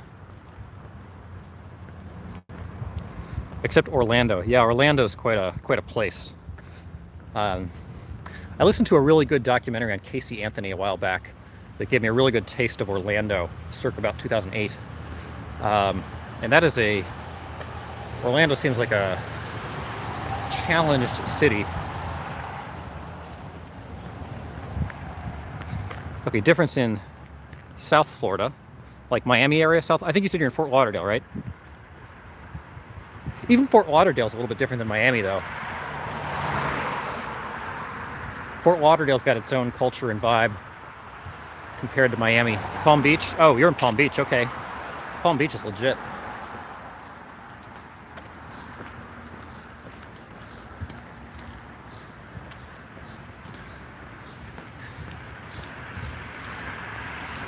So are you going out on the beaches now in Florida? Is that allowed? I assume that's allowed in Florida.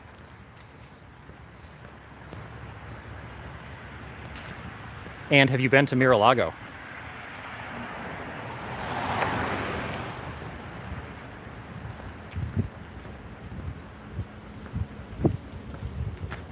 Okay, how are we gonna get around this? Yeah, no one cares. I've noticed a huge difference between Washington and then now that I've been in Ohio here for a few days. It is a dramatically different feel in terms of how people treat COVID precautions. Different is driven by Mar-a-Lago, never been in. Okay, here we have a BLM here on the sidewalk. Why? On the corner here with a church.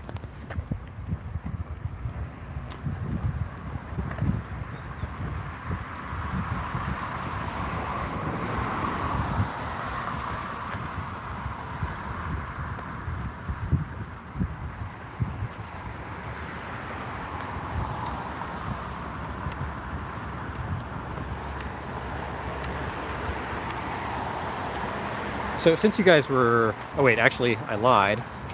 I did work in oh, you worked in Mar-a-Lago? That's a big thing to forget. The professor doesn't get the point of closing beaches. Does COVID spread on sand? No, I would think it's pretty much just like a public park, which in most states are open.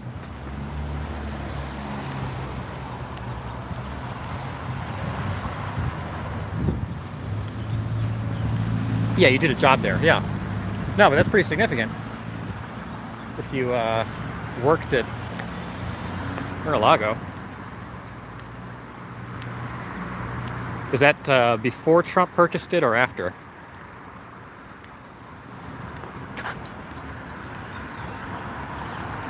Beach is wide open in Myrtle. Okay, that's not too surprising.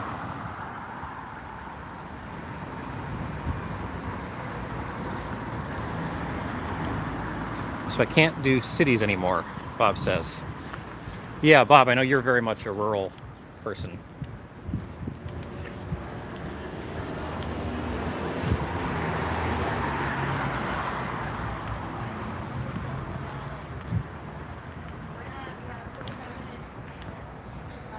So I have in front of me a list of the top 100 TV shows of all time.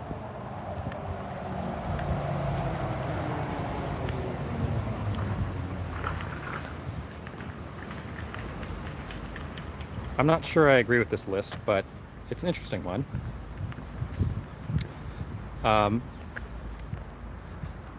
Apparently, the greatest TV show of all time, according to this list, is The Sopranos, followed by The Wire, number 2. Number 3 is Breaking Bad. I have not seen at length any of those 3 TV shows. nor number 4 Mad Men, although we did watch one episode of that, and 5 Seinfeld, which I have watched extensively. And then 6 is The Simpsons. 7 is The Twilight Zone. 8 is Saturday Night Live. 9 is All of the Family, and then 10 is The Daily Show. Well, I don't think The Daily Show is the 10th best show of all time. Okay, LA was my favorite place I lived back in the day, says Bob. Different says to watch Breaking Bad. Okay, I've never seen even an episode of Breaking Bad. Professor says we're all in the Twilight Zone. We don't need to watch the Twilight Zone now. We're kind of living in it. Bob says 4 and 5. So that would be Seinfeld and I forget what 4 was. Mad Men. Yeah, I was kind of bored by Mad Men, actually.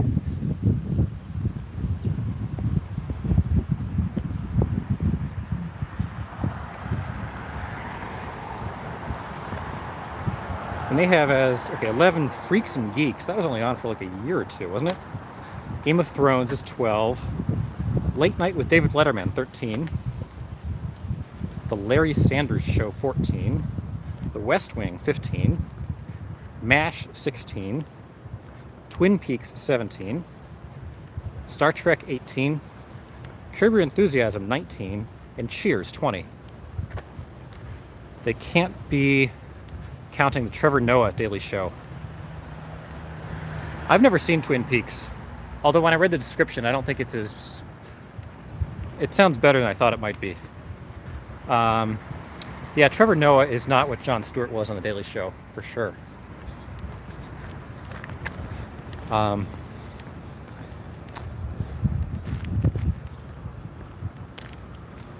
Not Seinfeld, says Bob. Okay. All in the Family is groundbreaking. Heard the theme song once when I was a kid. Freaked me out. Yeah, it sounds like a very creepy show, generally.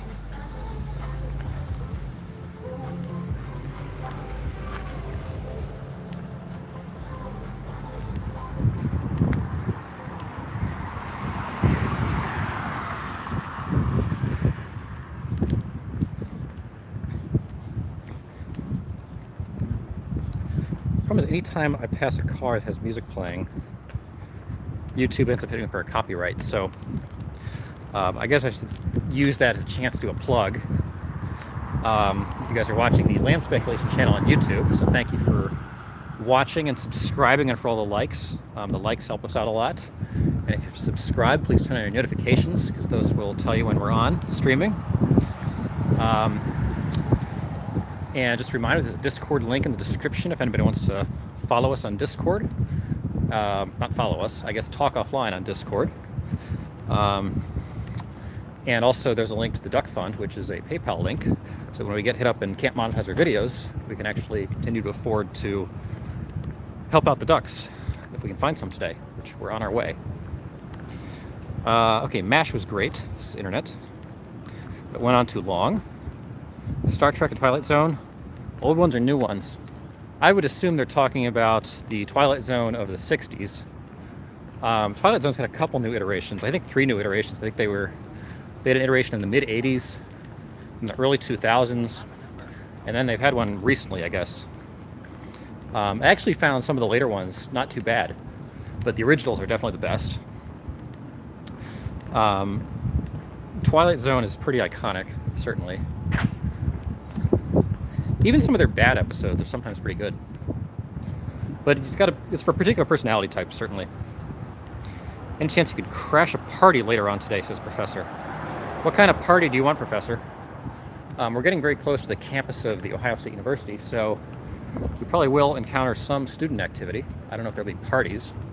It's been pretty quiet when we've been there recently.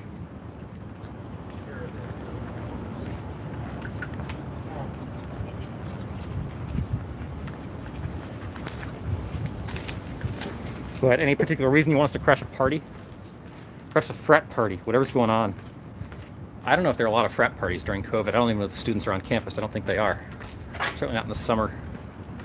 Campus was pretty quiet when we were here the other day.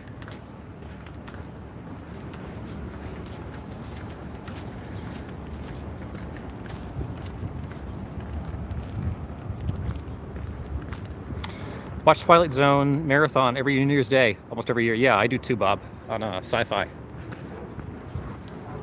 Twilight Zone is best watched as a marathon. Hey, Wild Bill. Good evening. Hope you're doing well. So far tonight we are sans Jeanette, who I know has gotten a job that's gonna occupy her during most of our stream times. And also no Colin tonight, interestingly, so we'll have to see how they're doing. Yeah, Sci-Fi Channel carries the Twilight Zone marathon, which on New Year's, usually a lot of fun.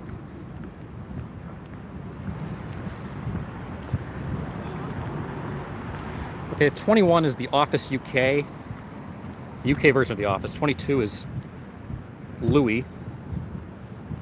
23 is Deadwood. 24, Friday Night Lights. 25, Veep, which I guess is the... I can't remember, is that... I get the two actresses confused. The one that was Elaine in Seinfeld, and the one that was Sarah Palin on Saturday Night Live.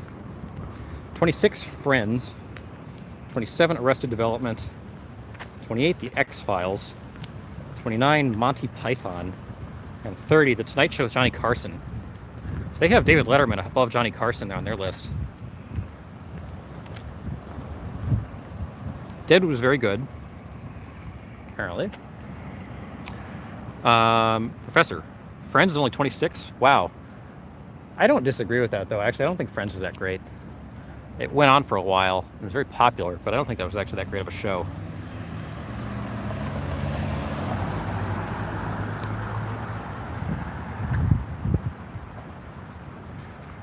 All right, Canada's doing better with recovery of COVID-19, but being in the States with COVID-19 going on, have you actually seen any sick people yet? I do know a few people who have had COVID-19. I have tried to not interact with them. I don't know if I've seen other sick people.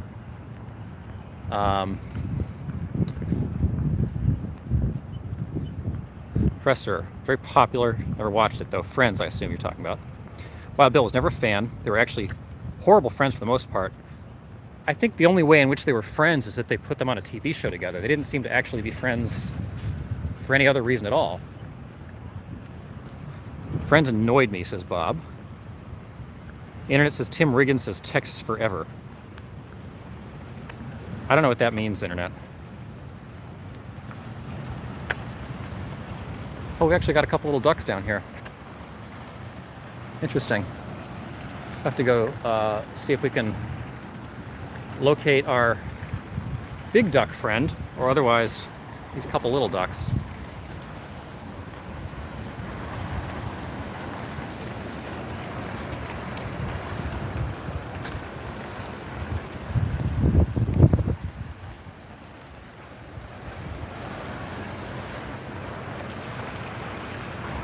Okay, what's worse, Big Bang Theory or Friends? I have to say, pretty much all of the modern sitcoms strike me as pretty bad. Modern Family is pretty awful, in my opinion. Okay, Bill says, even the show itself, they were not friends I would want. Well, maybe other people would want them then, Bill. Pekins, yeah, we're trying to find the pekin. So far no pekin, but we'll try to find the pekin.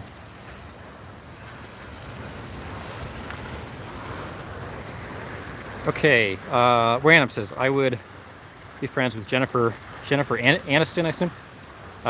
3 hot girls on Friends, only 1 on Big Bang Theory, so there's that, says Internet. Bill says, early BBT was not bad, I thought. Oh, Big Bang Theory, okay.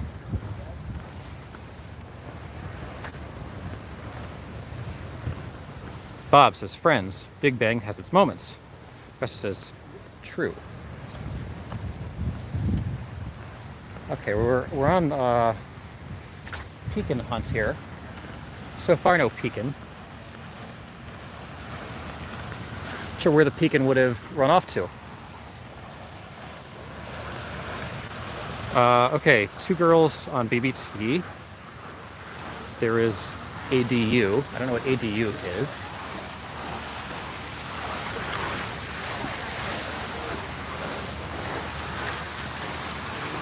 Boy, I don't know what happened to our Pekin friend. Seems to have disappeared. Tim Riggins was a character from Friday Night Lights. He's the troubled, brooding football star with a troubled past but a bright future. Internet, you should write the intros for these shows. Let's see, where did our ducks down here go? There were a whole bunch of geese on some of the football fields this morning in the campus area here. So we just had a few ducks. I'm not sure where they went now.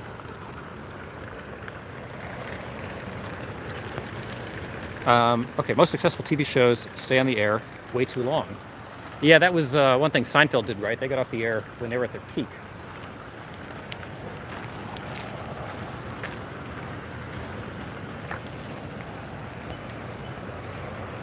What if Homeland didn't make the top 20? Lol, the two blondes.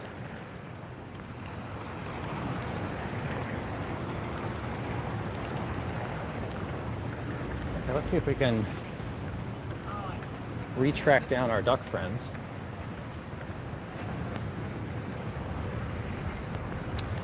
Okay, random. Still shocked that Cops has been canceled because of Black Lives Matter.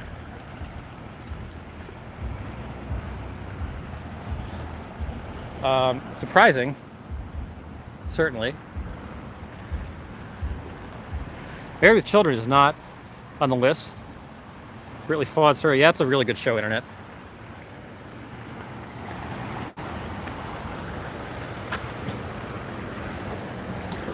Let's see, where are our ducks? But they have disappeared here.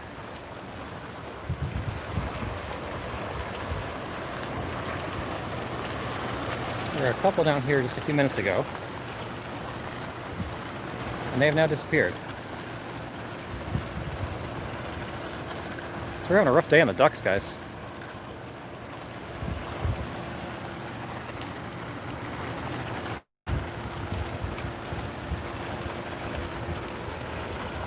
Dude, that Al Bundy once scored 4 touchdowns in one game. I've heard that. I've heard that somewhere, Internet. I feel like I've heard that in every comment section of every news article for the last several years.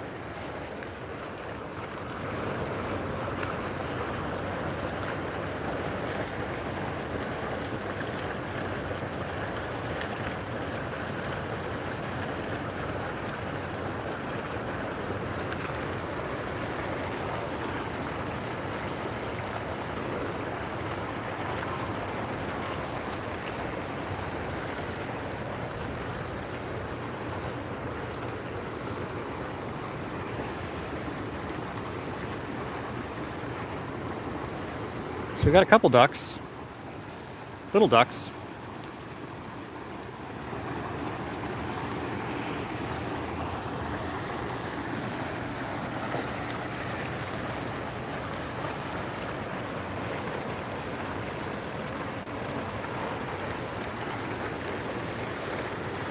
The Buttered Girl? What about Alf? Dinosaurs, Family Matters? I don't know. Who's the Butter Girl? Sanford Son was one of my favorites. Loved Red Fox, says Bob. Oh, the Land O'Lakes Butter Girl? Or Aunt Jemima. Aunt Jemima's gone. Okay, Married Children still on cable? I don't think so. I think that's pretty much gone. Uncle Ben being taken off the rice box, yeah. It's in the Butter Girl, but Uncle Ben didn't do nothing to nobody.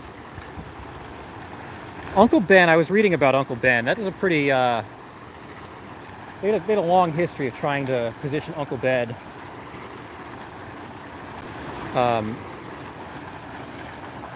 in sort of more positive ways as a business person, etc.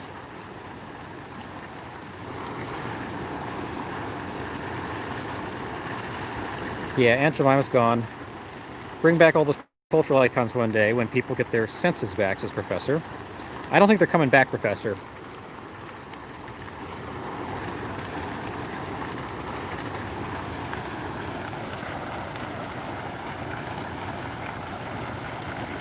No chance, yeah. Okay, Internet says I snagged half a dozen glass bottles of Aunt Jemima syrup. They're gonna be worth some money. Cracker Jacks? Does Cracker Jack have a character? I didn't think Cracker Jack had a character. One quirky one I liked was the neighbors. Do you guys have favorite snacks? Like Cracker Jack is one of those snacks that was like popular at one time and it's just no longer good enough to cut the mustard. $1,000 a piece for Aunt Jemima. Stuck in the back, it's just not into the bread today. Okay, yes, has the sailor. This is Wild Bill. White slang term crack. What is that? Oh, are you making a comment about Cracker Jacks?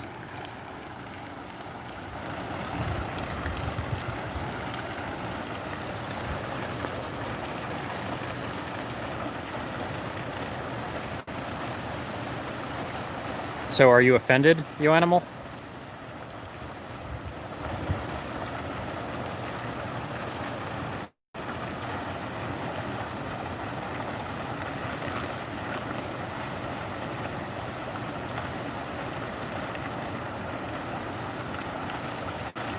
Not sure why this duck in the back is not interested in food today.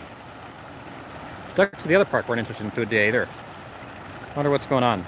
Snickers is probably my favorite candy bar, says Wild Bill. Oh, if you're gonna clean up everything, I guess, yeah.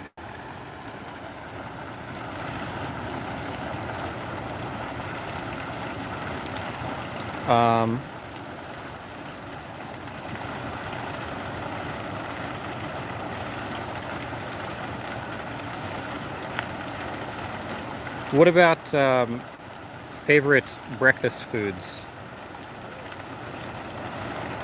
What will they call blackjack? Well, they could just call it 21. Some people do call it 21.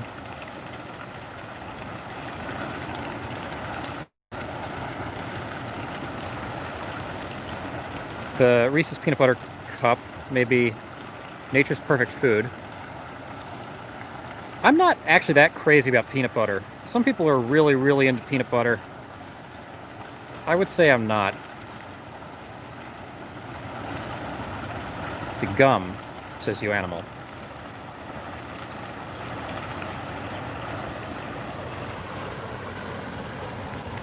I don't know what that's in reference to.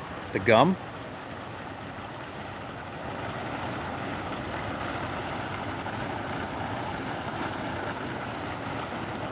Oh, blackjack gum. I didn't know there was such a thing as blackjack gum. I thought you meant the casino game.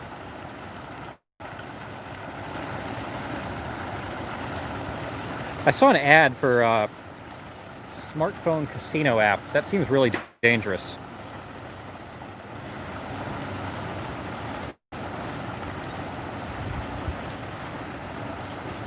My favorite candy I rarely have as often as they don't have in stores often. Smartphone casino, yeah, yikes. It was a New Jersey thing, so I guess that's... depends on one's perception of New Jersey. Fruit slices? Do you actually mean fruit slices, or is there some candy called fruit slices? I think any candy that's not chocolate, or that's just like pure fruit-flavored sugar is totally not worth it. Candy called fruit slices. I've never heard of that, Wild Bill, but I'm not a fan of Jolly Ranchers or Skittles or Airheads or any of that kind of stuff. Starburst.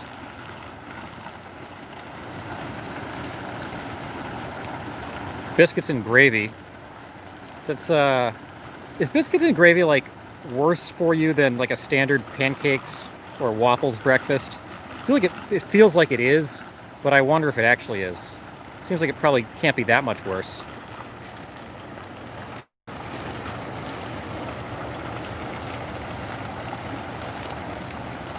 There's a restaurant chain here in Ohio called Bob Evans, which is famous for that kind of stuff. Saltwater toffee's pretty good. Best from Atlantic City, says Wild Bill.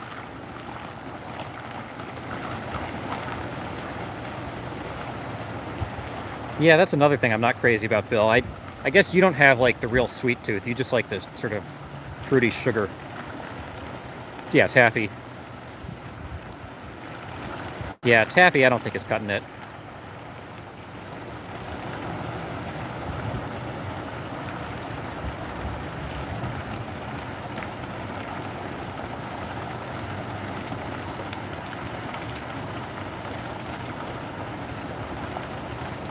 Overall, I'm not a sweets fan.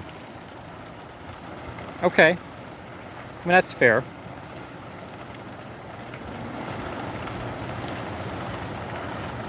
Okay. Continuing on the list here. Number 31 is Sesame Street. Number 32 is I Love Lucy. 33 is South Park. 34 is 30 Rock. 35 is My So-Called Life. 36 is Law and Order. 37 is Orange is the New Black. 38 is Buffy the Vampire Slayer. 39 is Lost. And 40 is The Shield. Oh, are we going to get into a pie discussion again, Wild Bill? Okay, frog legs breakfast were always good, says Yo Animal. Bob says, I watched a few playlists of commercials from the past recently. I was deeply offended by many of them now. I remembered many of them from childhood. Yeah, I mean, the standards of, like, what's okay have changed a lot.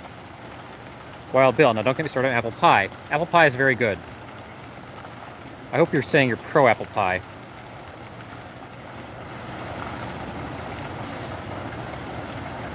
I think where we disagreed was pumpkin pie. I'm very pro pumpkin pie.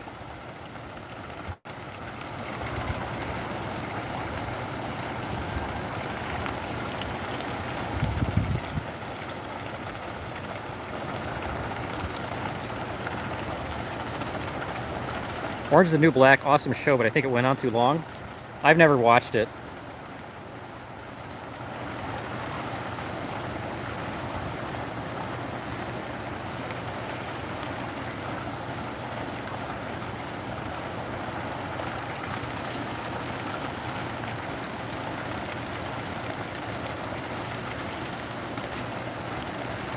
Take it off, take it all off. Is that an Orange is the New Black reference?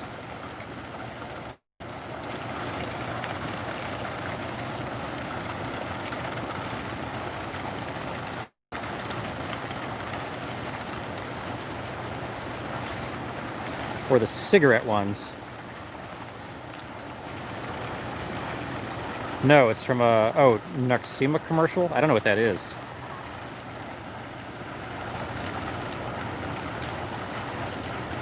What is Noxemia?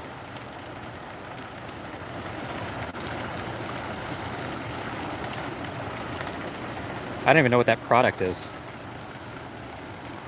Maybe I didn't live through it. It was a skincare product. What did it do? Face cream, okay.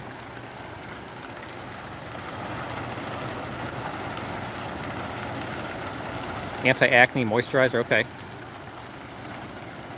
I think we have one duck here that just doesn't like bread. She's digging in the muck, but she's not eating the bread.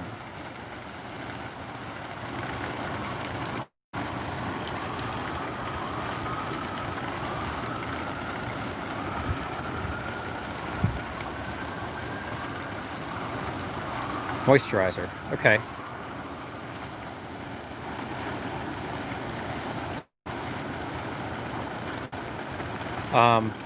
Random here's sirens. I don't think they're coming for us. That's what to worry about. Not sure where they're going. Maybe she found some turtle eggs. Turtle eggs? It's actually a surprising number of people walking around down here. I've been kind of surprised. We're here at this pond, which is where our frog eggs, okay. This is where our pekin was the other day, the pekin that was walking on us. So I'm curious to see if there are no pekins down here right now. We've got these couple nice little ducks that are being friendly to us. Never used, but I do remember it in the medicine cabinet. My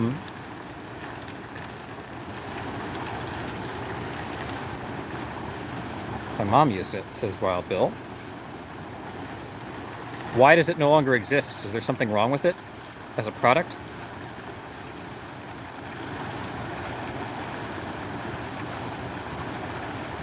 Remember Dippity Doo? I do not remember that, Yo Animal. I don't know what that is. Water looks cloudy. Did it rain? Yeah, it actually has been raining a lot the last few days. We've been getting a lot of afternoon rain recently. I'm not particularly sure if this water is just always cloudy. I mean, this is a very naturalized pond, so...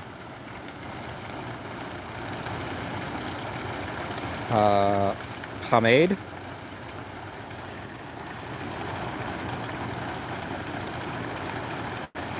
These ducks seem to enjoy the cloudy water, though. They seem to be finding a lot of muck in it. They're such pretty animals, but they do like the muck.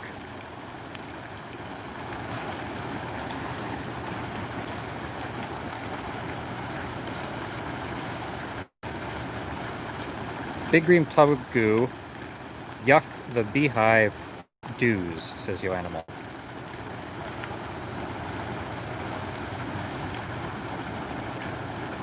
I'm not sure I understand that comment.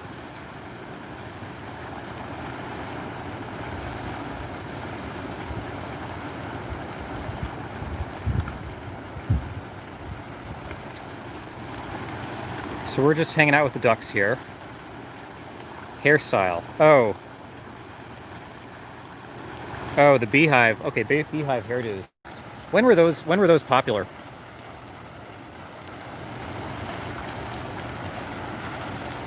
It's amazing how much fashion changes. Do you guys have like favorite eras in fashion history?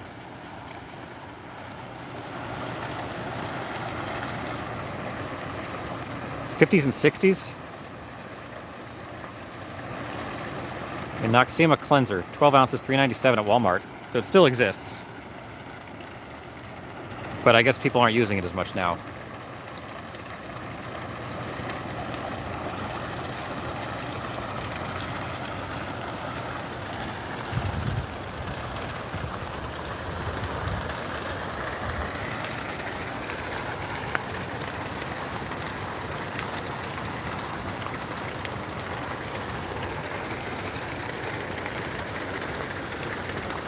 Okay, best fashion era was the 80s. Crack epidemic chic. This is different. They dump that sexy commercial serves them right.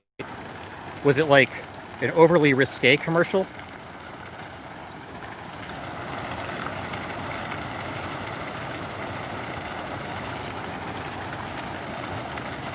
Oh yeah, okay. Interesting. 70s and 80s. You guys like the short shorts on guys? Watching basketball games from that era is just crazy.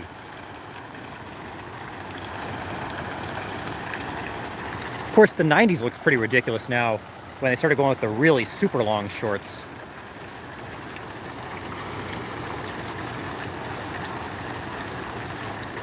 Oh, just an implication. Interesting. Okay.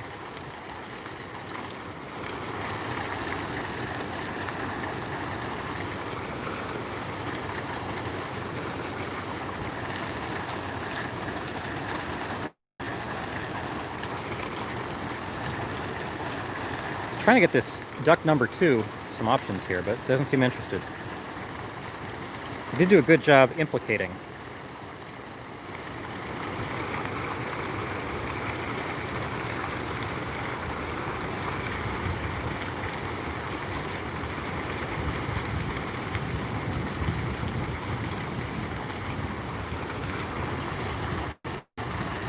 '50s had class. '20s was pretty good too. Okay, interesting. Bob's a fan of 1920s fashion.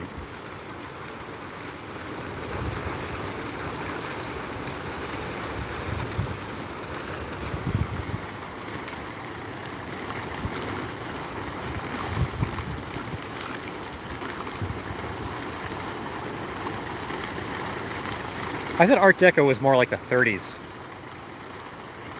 20s was like the flapper. 30s and 40s fairly bland. 50s is pretty awful. What was 2000s fashion? 2000s was just kind of a carryover from the 90s. You had like everything was baggy there for a while, and that slowly dissipated toward the end of the 2000s when you started getting like the skinny jeans and all that stuff. I don't know if there was like a 2000s fashion per se.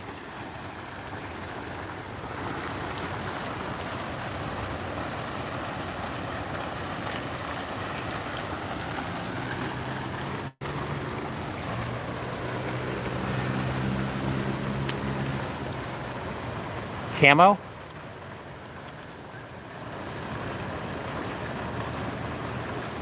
The man purse?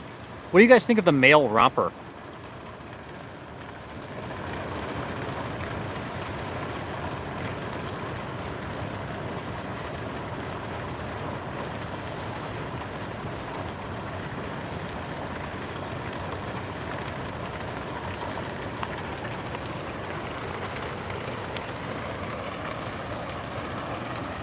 The male romper. They tried to make, you know, the like rompers that women wear.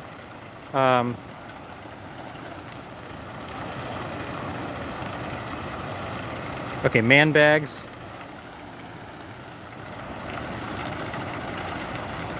Yeah, in big cities, male handbags are pretty popular.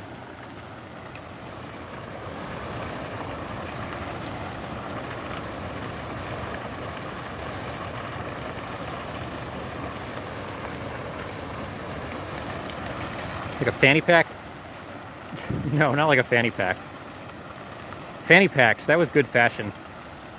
That was exquisite fashion from, I don't know, when were those big? Were those 80s fanny packs?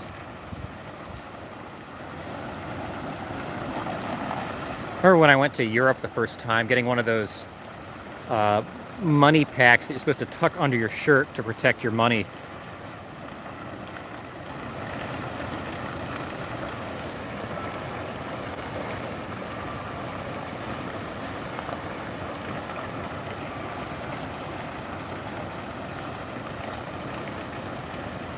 Yeah, 80s is fanny pack, okay.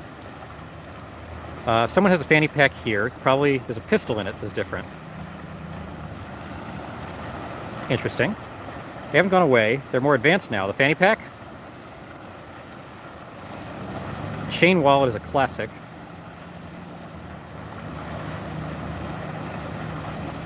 Although I guess everything's kind of going cashless now. Wallets are probably going to kind of slowly go away. The late 2000s, like 2015 and later, is not bad as far as fashion generally. It feels like it's kind of evened out a little bit. A lot of trends sort of came together and they kind of balanced themselves out.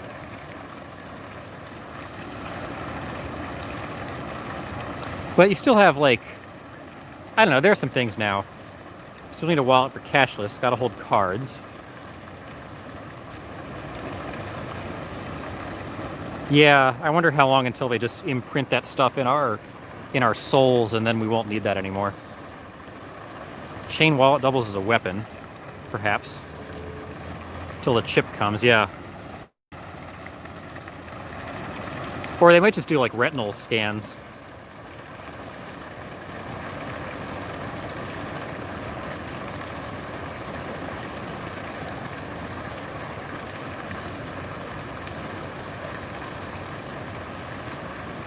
COVID vaccine will have a cashless chip.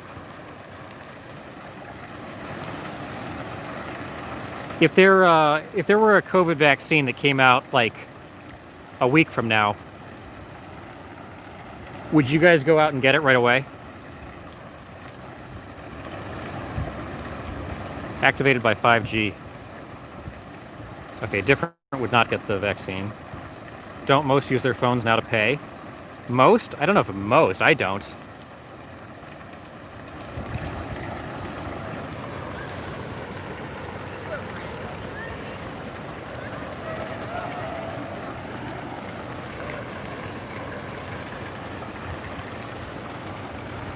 Who spoke the big dangers of trading privacy for security? Well, like Ron Paul?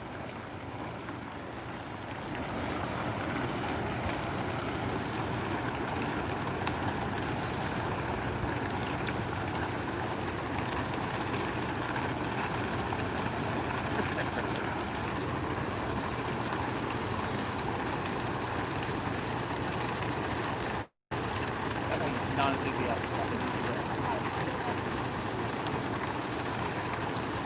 Oh, Thomas Jefferson. Yeah, Thomas Jefferson told people never to believe anything they read on the internet.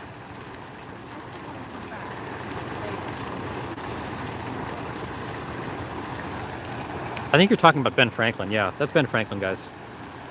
That's Ben Franklin. That one seems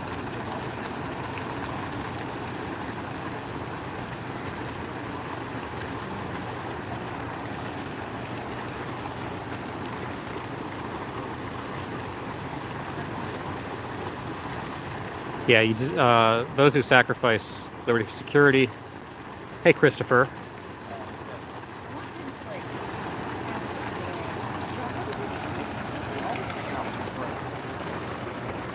Christopher, we had some pretty interesting protest-related content earlier. Now we're just hanging out with a couple of ducks. We're trying to find our pecan friend that walks all over us, but we didn't. I don't think she's here today. Not sure where she went. Been a lot of rain. I think it may have sort of upset the balance of power among the ducks.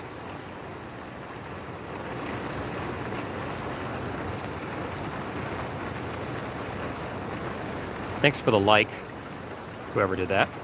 Appreciate it.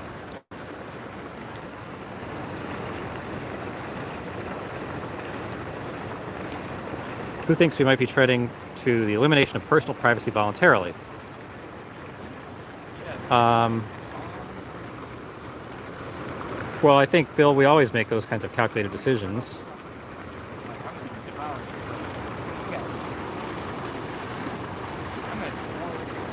I personally, I guess, would like to seek some kind of balance between liberty and security. What was Ben's moniker or alias? Training privacy is gone, says Bob.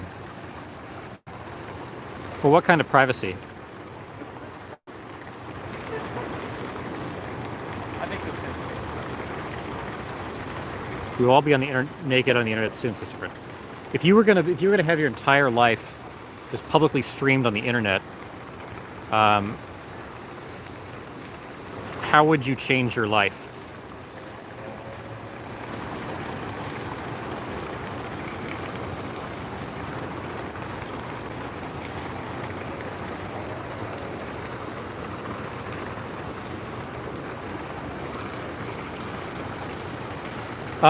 Christopher, we didn't exactly have protests. I mean, there were a few people gathered around the city hall in Columbus.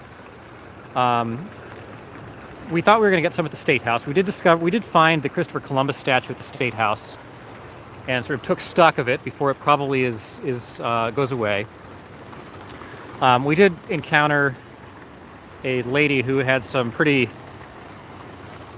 strong words regarding the Columbus statue, or at least the removal of the Columbus statue. I turned the camera off for most of that, but it was interesting. Probably far less cutthroat in corporate politics. This is Bill. Bob says, we all carry a tracking device, and most activities online are stored to be used against you by the new Thought Police Department. Interesting.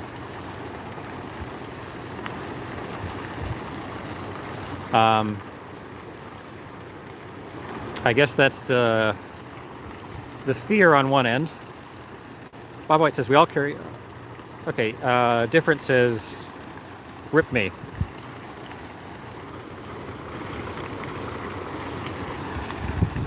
If everyone had their life streamed entirely on the internet, how would that change society? If everyone's everything was out there publicly.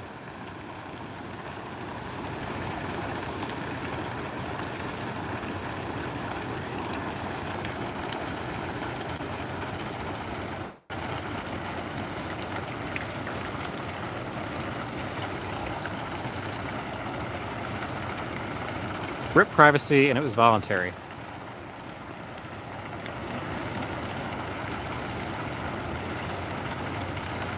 There are even ways of turning camera mic on when your phone is turned off. Yeah.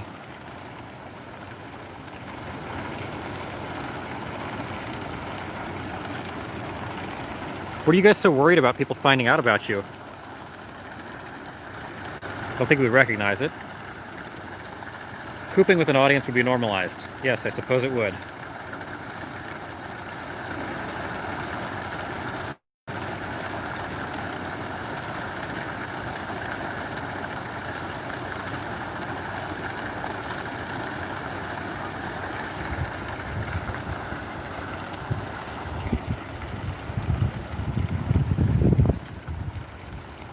Although, having been to the UK, by and large, the bathrooms there are not as exposed as the bathrooms here. Public restrooms in the United States with those sort of half doors between them do not give you very much privacy. They give you like full little rooms a lot of times in at least in the UK. I don't know about the rest of Europe. Much better. A lot of things I really don't want to know about people, says Bill. All the smart devices in your home are like wiretaps waiting and watching you, says Bob. Yeah, probably. These two ducks were playing so nicely, and then the one starts nipping at the other one. Hey, Patrick. You're late, Patrick. Patrick, you missed all the protest stuff, and we just have these two little ducks right now. Our ducks over at the other pond were being not very food-friendly, so we had to come here. And these ones aren't so into it either. We thought we were going to get the pekin today. Pekin's not here. So we know there's a lot of goose movement in the area, so we think the ducks may be repositioning.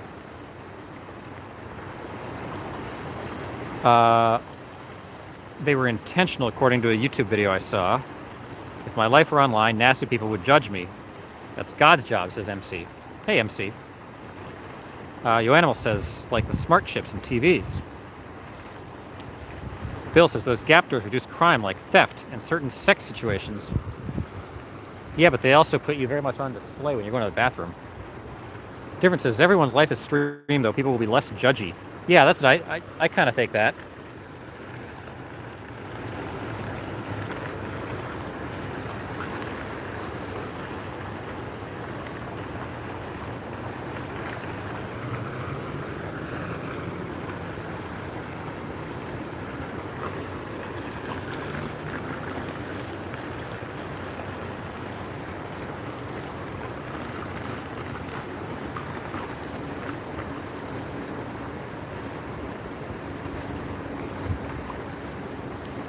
They're pretty judgy about streams now. That's true, yeah. But not everybody's doing it. I think the reason people are judgy is because they can hide behind anonymity and not have to have their own activities streamed.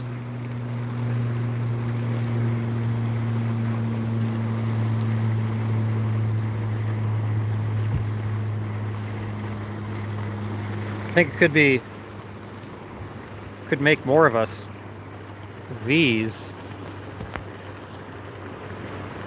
them crap. I'm not sure I understand that, animal. Look how fast a streamer can get ruined doing the wrong thing on tape.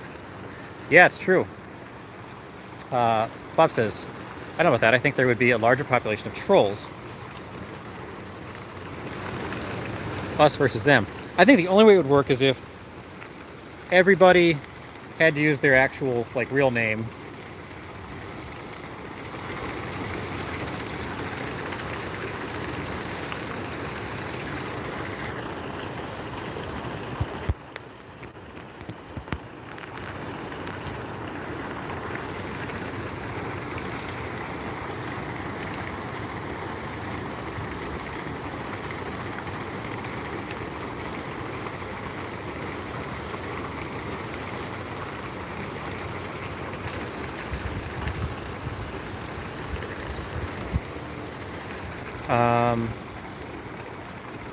If there's too many ducks, they can be declared as an unlawful assembly, suggesting that my paycheck does not say Wild Bill.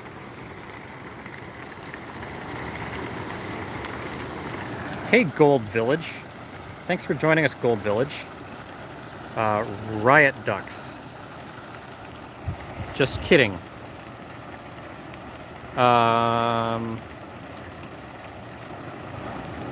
Yeah, I don't think ducks count as an unlawful assembly. Plus, we only have 2 today. Some days we have a lot of ducks. Yesterday we had a lot of ducks. And some geese. Geese were definitely infiltrating us yesterday. If anyone can be ruined for anything now, in today's cancel culture, you just have to catch it on your smartphone. Thank you, Gold Village.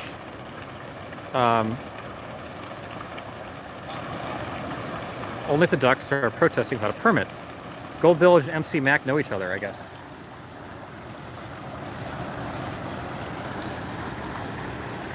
Well, thanks everybody for liking and subscribing. You're watching the Land Speculation channel on YouTube. Just doing a plug here. The likes help us out a lot, and the subscriptions obviously help. And if you do subscribe, please turn on notifications. We're out here almost every day doing either ducks or protests or some combination, usually from Washington, D.C., but right now we're in Ohio.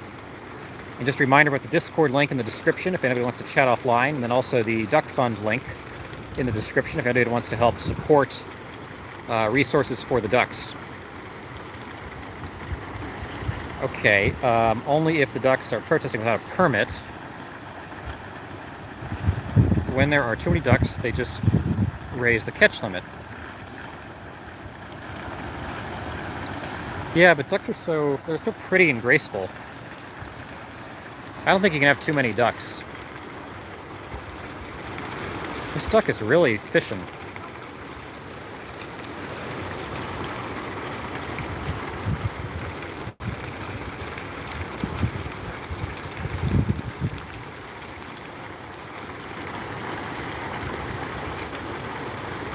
No way you can have too many ducks. Patrick is a huge duck fan.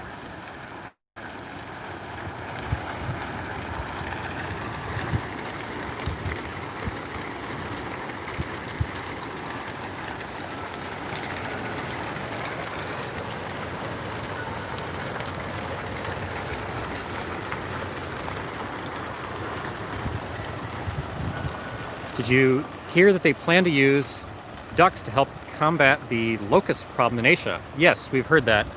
And actually, I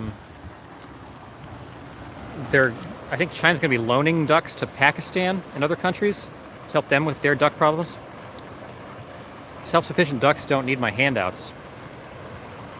Yeah, I think these guys are getting a little full. We could go see if there are geese on the football fields. There were some geese on the football fields this morning.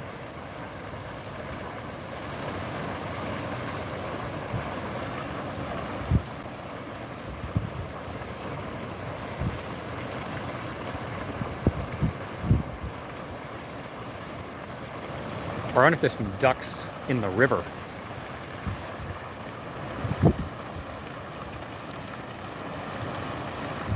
Yeah, I would think they want the ducks back. Different. Not everybody is a goose devotee like you. Those kinds of countermeasures seem to come with unintended consequences. Yeah, they can throw off the whole ecosystem for sure. Not sure about the loaning part, but it's always worded that way. I don't know how you get them back once you've let them out. Yeah, I don't know. I'm sure there's a way to get ducks back. Probably just lead them with bread back across the continent.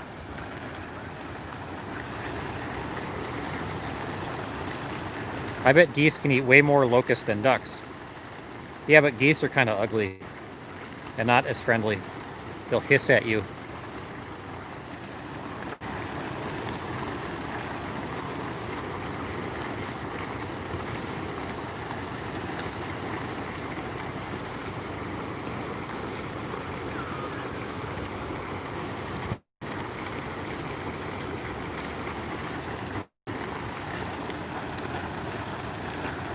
Kudzu is a good example, says Bob.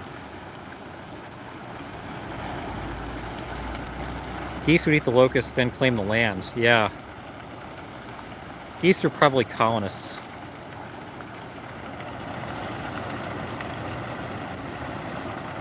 Speaking of colonists, where's Colin?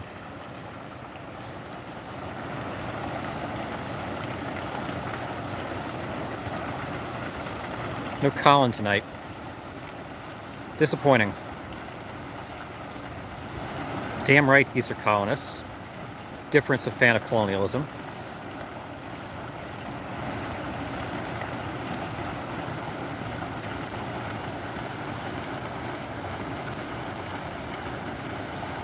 Bill says, but when you think about it, it's a pretty good idea if it works. The ducks, that is. Yeah. I don't know how else you stop the locusts. Colonial geese.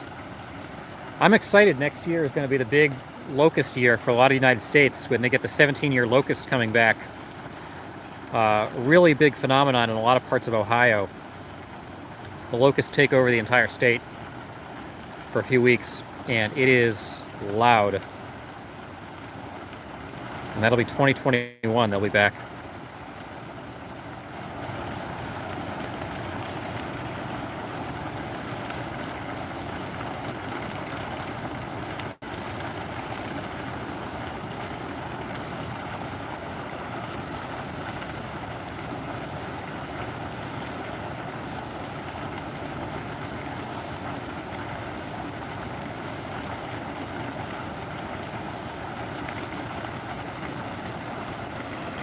Birds are biological weapons with a serious appetite for locusts. Cicadas, no, they're supposed to be next year. Cicadas are 2021, at least the ones that last came in 2004. Birds are biological weapons with a serious appetite for locusts. A single duck can eat more than 200 a day.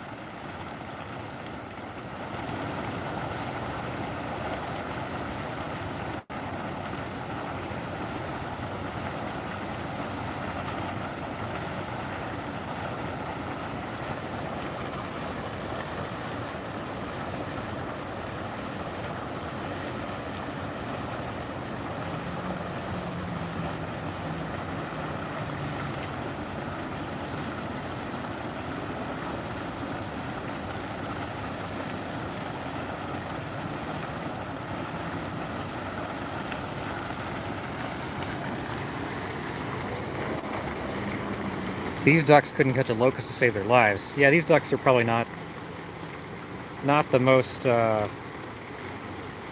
ambitious ones.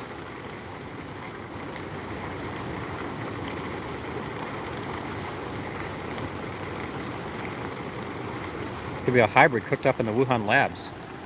Terminator ducks. Yeah, they got to put on some steroids. Get them some big muscles, big beefy ducks.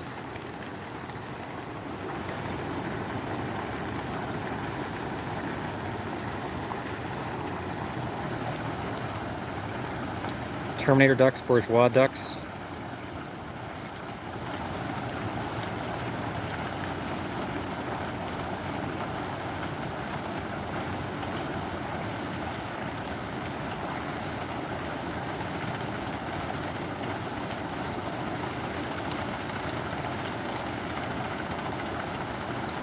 Robo duck.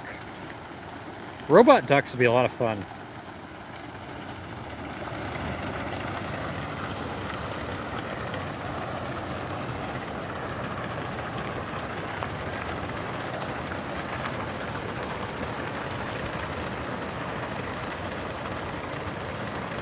Mighty ducks.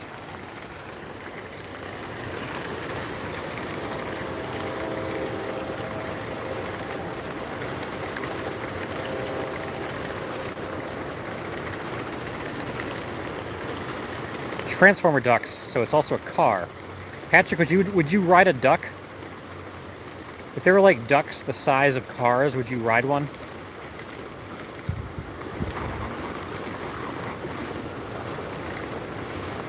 I think it'd be fun to ride a duck.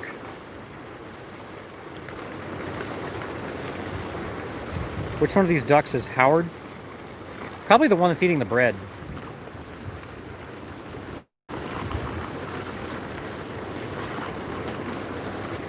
Little known fact about these ducks actually founded the Ohio State University. 150 years ago.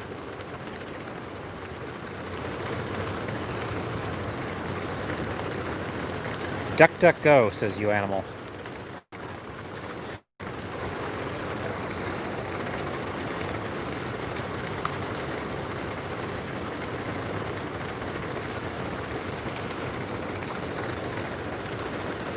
I'm not sure where our pecan went.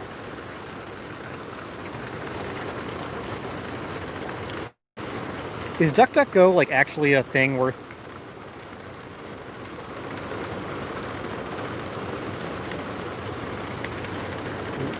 exploring?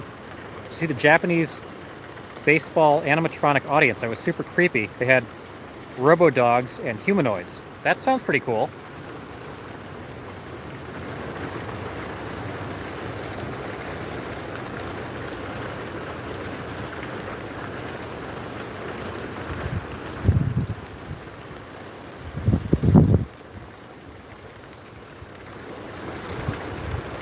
Japanese are all into advanced robots that look like people.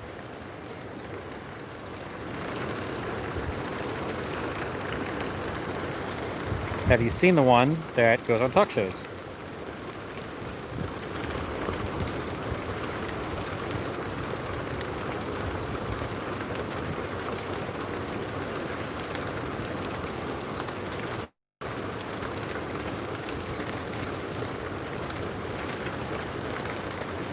I have not, Wild Bill.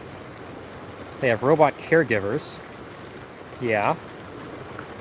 Creepy bald-headed women. Android.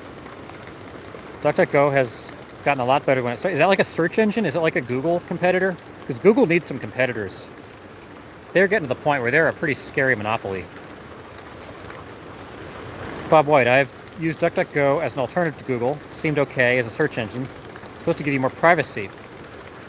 Somehow my computer reverted to having Yahoo as its default. That's actually not a bad search engine either. It's substantially better than Bing. A Simo, the Honda robot.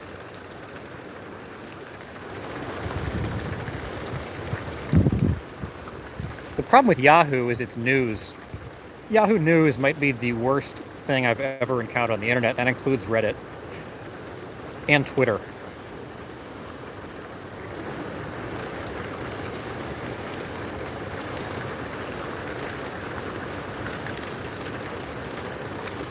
Google tends to return the best results, says Wild Bill.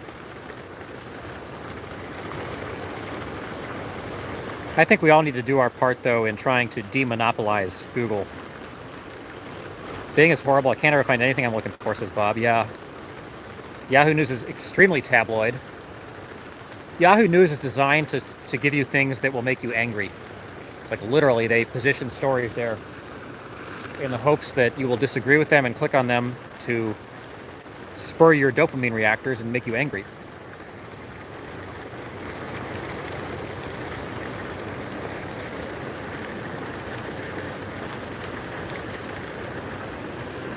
It'll be easy. Someone just has to do it better than Google. Yeah, Google has like hundreds of billions of dollars that might make that a little bit difficult. Yeah, Google definitely skews its results.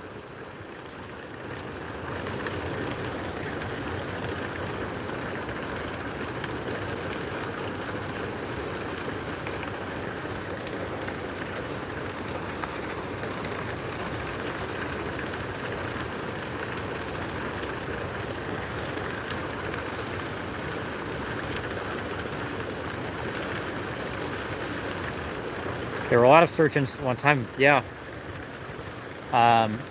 Yahoo was a big deal.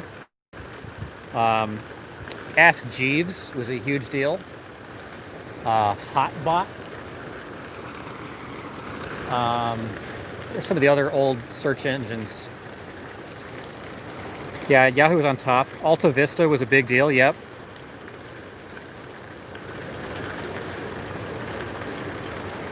Ask Jeeves, yep. Yeah, there are all those stories about how they all had like opportunities to buy Google for like almost nothing and none of them did. DuckDuckGo search engine. Hey, Acid. Thanks for coming back. Safari has one as well, don't they? Do they? I don't think I've ever bought an Apple product in my life.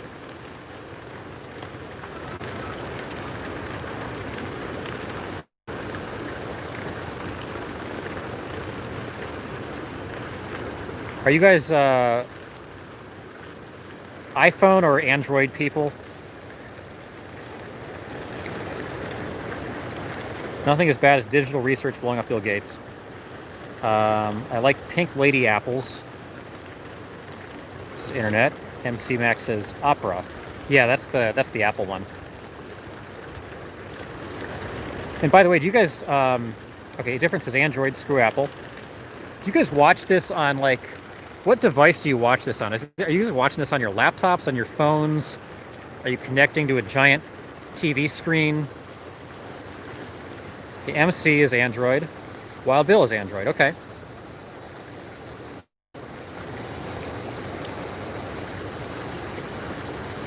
Bob is Android. Yo Animal is Android.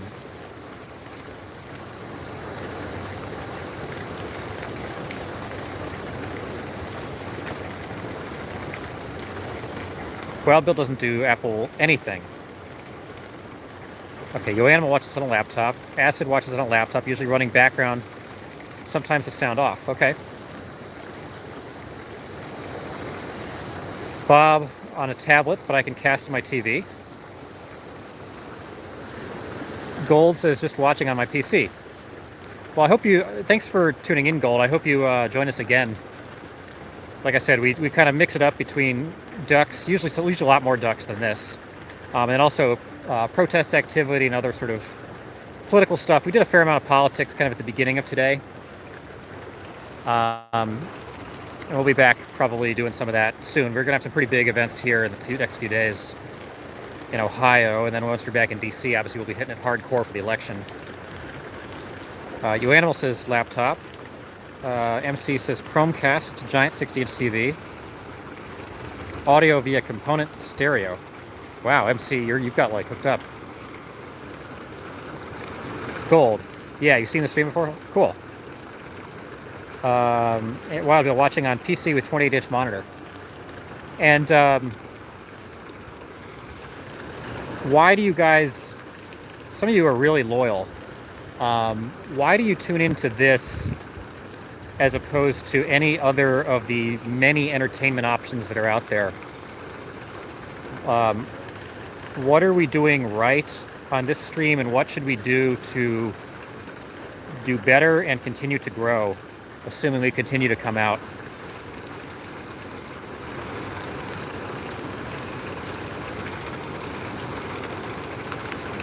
So Wild Bill's watching on a PC with 28-inch monitor. MC says, I also run my audio through a digital compressor plugin for live streams. Yo Animal, real chat. Yeah, clearly that seems to be effective, is the real chat.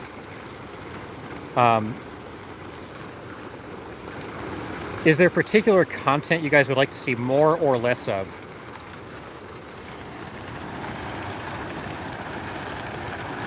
Has a neighborhood corner bar vibe. Like Cheers, says Wild Bill. Thanks, Wild Bill. Of course, I'm the only one that talks in this bar. Beansy wants more ducks, less everything else. Okay, thanks, Beansy. I guess you and Patrick would probably agree on that. Streamers with above 80 IQ or more than you think is different. DTP says white pills.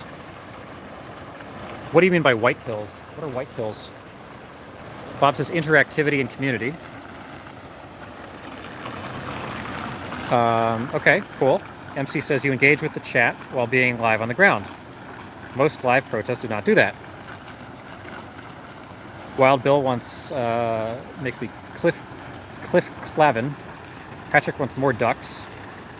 And Tasty says you're consistent with your stream of cute ducks. That's what does it for many of us. Well, hi, Tasty. Tasty, I don't know if you have, you're not usually a commenter, but thanks for joining us. No, I've seen Cheers, Bill. Certainly, but I don't remember the characters. Not blue or red pills. We try to keep it pretty straight. If you guys feel like I'm veering one direction or the other, let me know. DTP says, wholesome content, something to wash all I've seen from the protests off the brain. Okay. Different says, I think you deserve more viewers, so I feel obliged to open your stream, even if I don't watch. Well, thanks, Different. Yeah, we got to find ways to grow. I know kind of why we're not in DC here. It's been a little bit of a holding pattern. So I appreciate you guys sticking with us. Once we're back in DC, I'm hoping we can find ways to continue to grow. You know, the kind of protest-like content that really attracts the large audiences, that we can continue to sort of find new people. But I do appreciate you guys sticking with us and making us known to your friends, you know, Discord channels, some of the other multi-streamers, etc. That helps us obviously a lot. It's a little bit variable day to day, but we are continuing to grow little by little.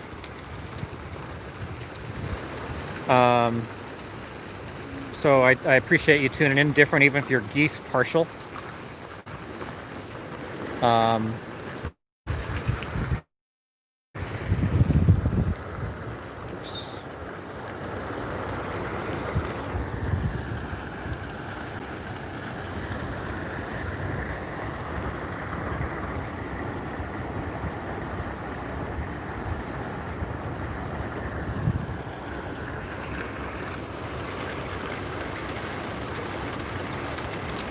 All right, guys, we're back. Sorry about that.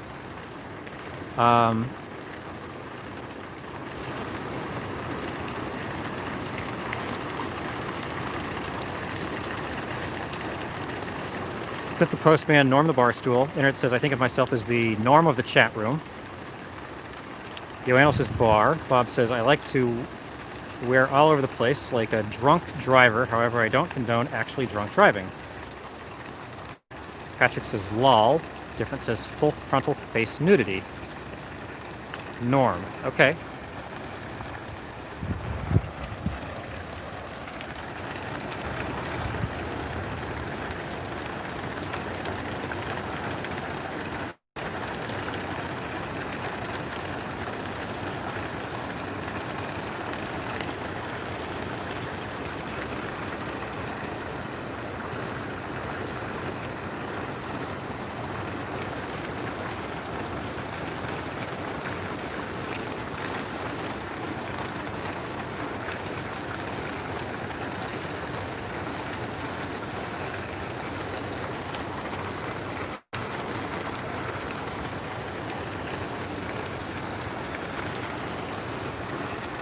Okay.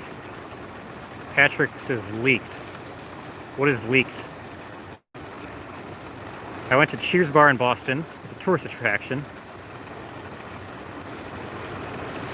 Problem with this bar is it's BYO. Well, isn't everything BYU OB during the quarantine? We can try to open like a real bar after the quarantine.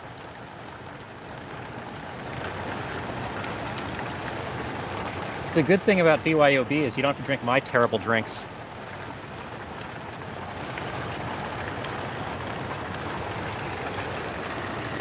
I'm not sure you guys would want me prepping drinks for you. One of you guys would have to be the bartender.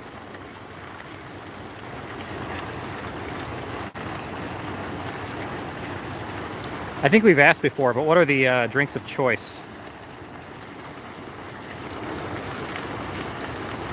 / are you guys drinking tonight?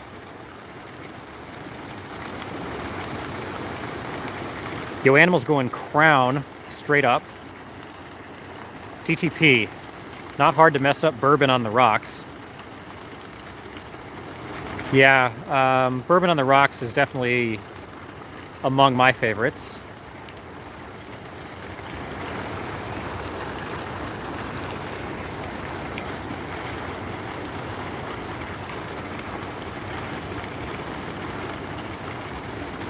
Drinking just Coca-Cola, says Bill.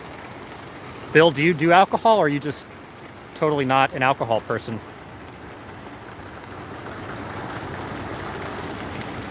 Kiwi strawberry Snapple says different. That is different. Gold is drinking Pepsi Max. MC, mine was rum and Coke, but I got 7 years sobriety now. Better straight than dead. Bob Bill says gin and tonic is my usual bar drink.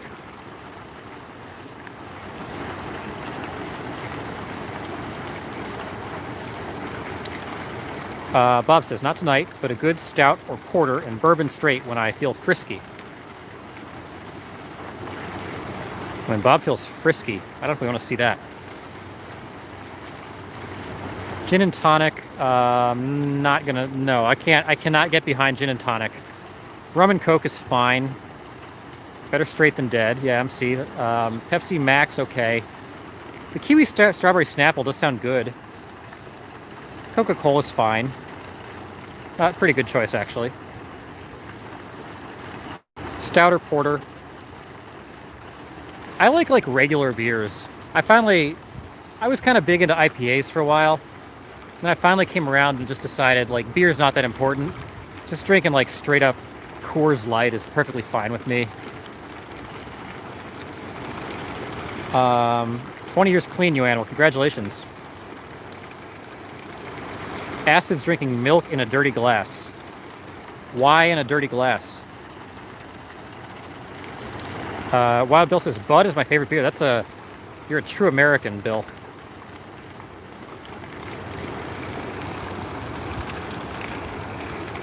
Poor choice of words. The IPA is Demon Brew. I like IPAs, but they always leave me feeling not so good afterwards.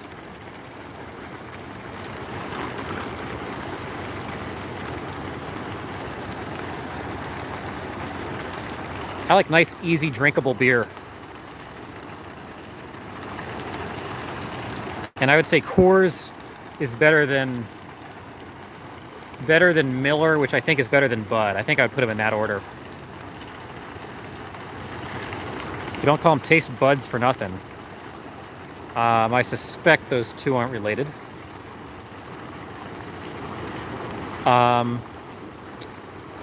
Okay, other beers. PBR is terrible. I do not like PBR. I'm a big fan of Michelob. Newcastle. Stroh's. Okay, I don't know if I've had Stroh's.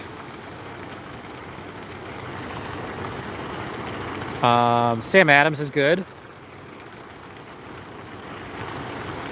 I like a good wheat beer. Oh, Blue Moon is really good. Stroh's used to be brewed in Detroit. Okay, I've never had it. I don't know if I've ever seen it. It's a lot of good local beers. What's Sierra Nevada IPA is really good. I'm a big fan of that.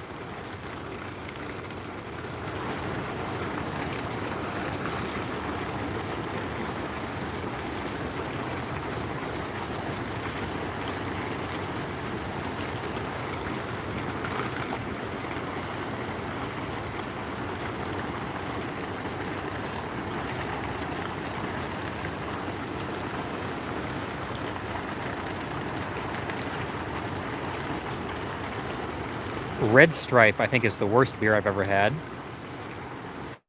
Magic Hat is terrible.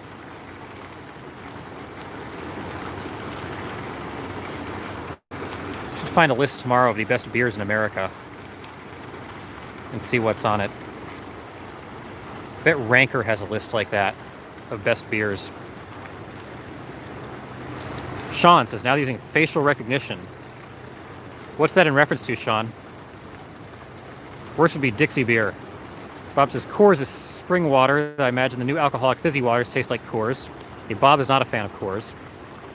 Well, Coors is better than Bud or Miller. Plus, they give you those mountains that turn colors. Tell you if it's cold or not, in case your other sensory nerves are not working. MC says, Mickey's is bad. Worst beer that Wild Bill has had is Panama. Sean, I just saw that link. You about to get doxxed. Sean, you've been doing the same routine on us for a few times. I'm not sure what your intent is. Lucky Lager is a misnomer. They only give you 11 ounces. Bob says, don't get me wrong, I will drink it, but it doesn't have any flavor.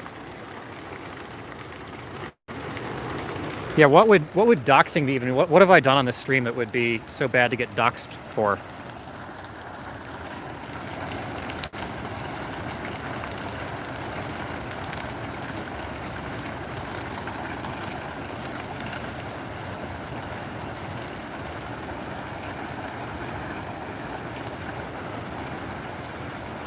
I don't want him doxed, but this is the internet. You never know who's watching. That's true.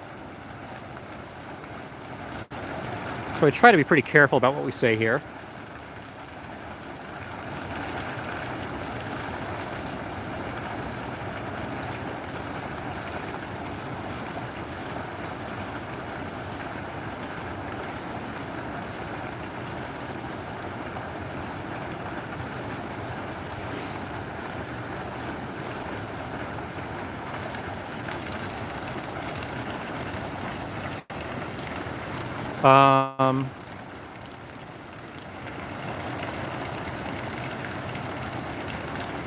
Look at the links. Scroll up.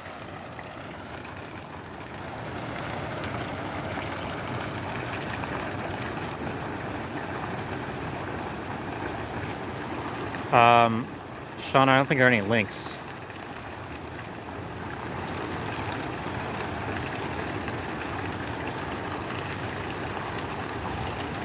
Jimmy Carter's brother had Dixie beer and tin can, awful junk. Self-doxing.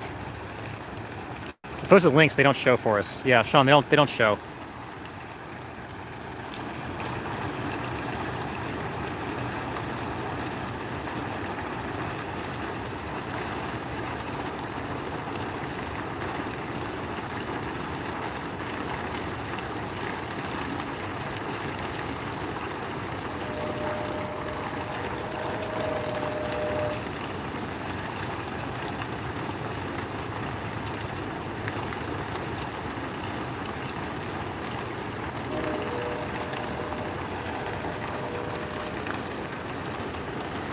YouTube doesn't allow links in, yeah, YouTube doesn't allow links in the chat. Comments with links will not get posted.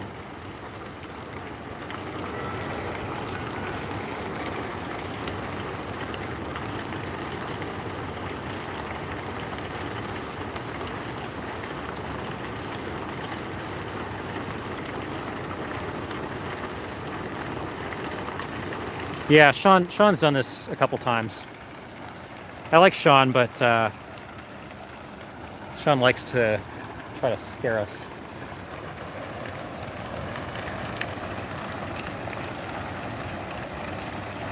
Just keep an eye on the dislikes, guys. As long as we're doing okay on the dislikes, I think we're probably okay. But I do appreciate all the likes.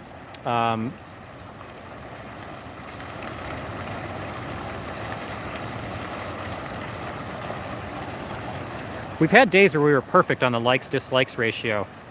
I'm curious what's causing people to hit the dislike button.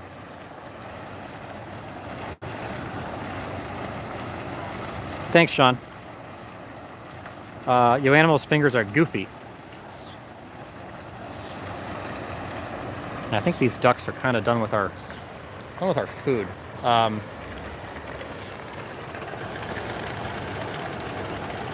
Do a little bit of a walk here. I think the ducks are a little bit tired of us. We're feeding this one duck now for quite a while. 4chan is watching me. They love ducks. That could be. 4chan watches everybody. Yo Animal's fingers are goofy. What's wrong with your fingers, Yo Animal? MC Mac, people hitting dislike, expecting protesting, getting ducks. That could be.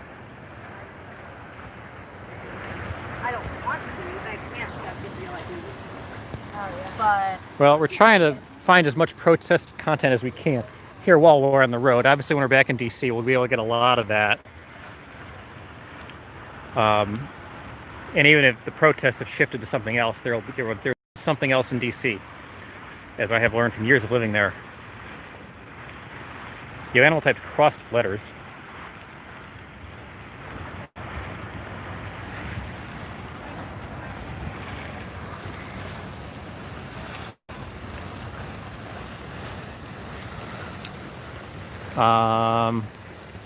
protesting seems to be dying pretty quick, except for a few places. Yeah, I know the protests are dying in their current form in most places.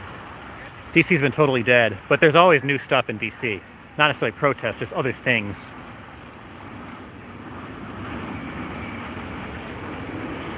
So we might end up shifting. We might have to shifting to creating some of our own content. I've got a lot of stored up material. Civil War streams. There'll be at least be election streams. I think we can do more commentaries and more stuff like that. I think in the near future. Was it the Wayfair stuff? Is that what 4chan was mad about? Yeah, Bob. Sorry, I didn't even click on the link on the Wayfair stuff. But Bob posted some links on the Discord about the Wayfair scandal.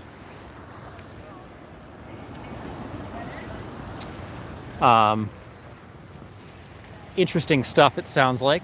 Seems like a lot of companies were getting in trouble today for using some pretty bad people who I guess are being treated, Muslims are being treated very poorly in China, using their labor with their companies.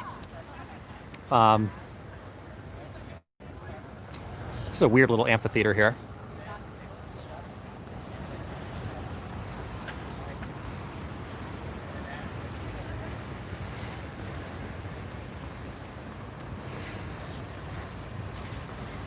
Wiggins, yeah.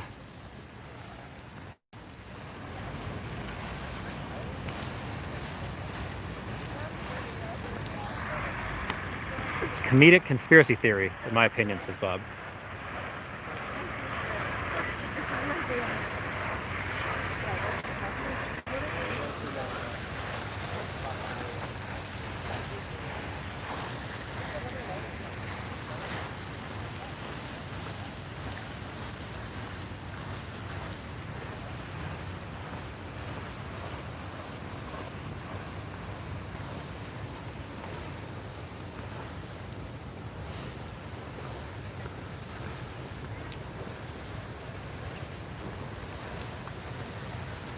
What these hammocks are.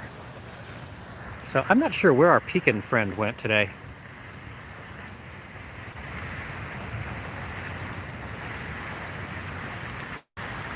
What happened to Sean?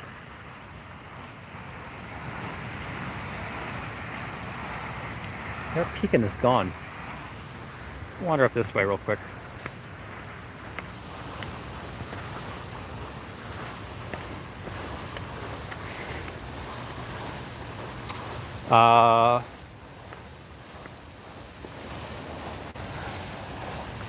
You animal, I think your texts are getting, your chat comments are getting more indecipherable each one you post.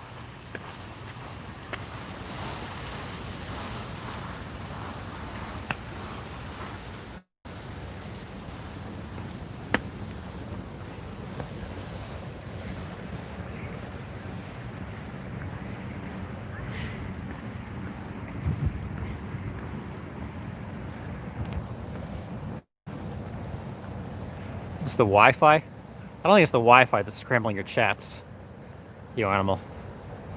Appears at least to an elaborate hoax. The Wayfair thing's a hoax?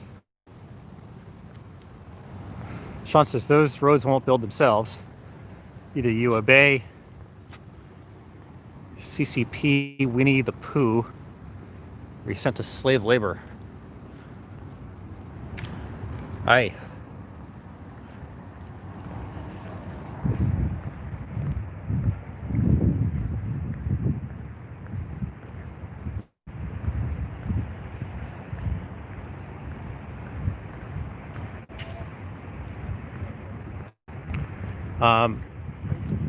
So we're approaching the statue that Patrick thinks is a statue of the Pope.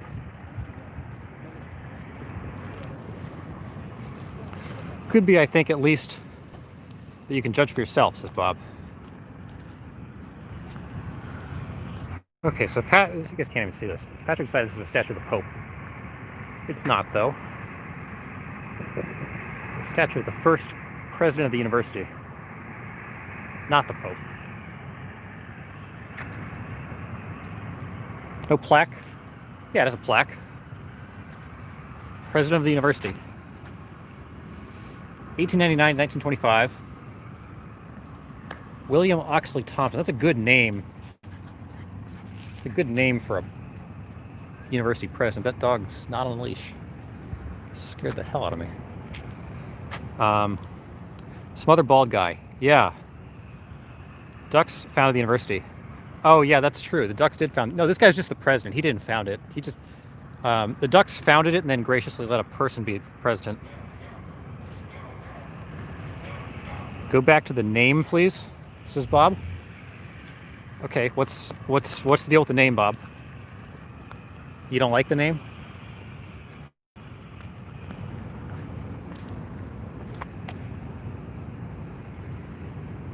There's the name, William Oxley Thompson.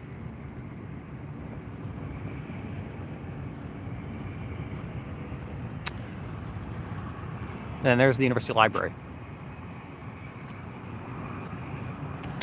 So that's... Is he a racist? I don't know. I never talked to him. I think he died like 100 years ago, or close to 100 years ago. 95 years ago. Something like that. Sean is asking, what's your question, Sean?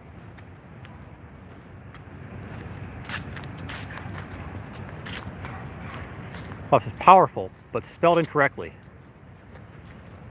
Is he a slave owner? I don't think he's a slave owner, considering slavery had been abolished for 36 years by the time he became president of the university.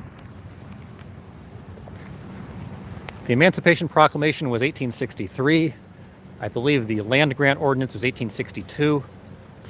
The Ordinance of 1785 had created the plats of the Midwest. Then the Land Grant Ordinance of 1862 paved the way for the opening of the Ohio State University in 1870. Ohio State University first played football in 1890, and William Oxley Thompson became president in 1899.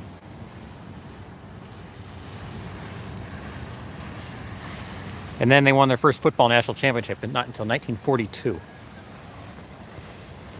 Thompson was born in 1855, so not a slave owner.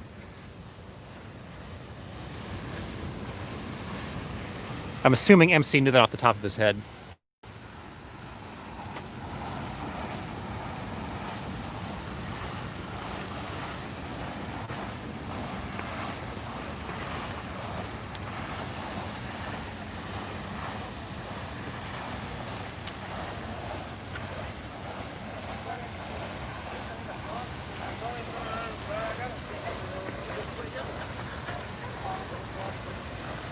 So if we do some more food content, what kind of food content would you like to see us do?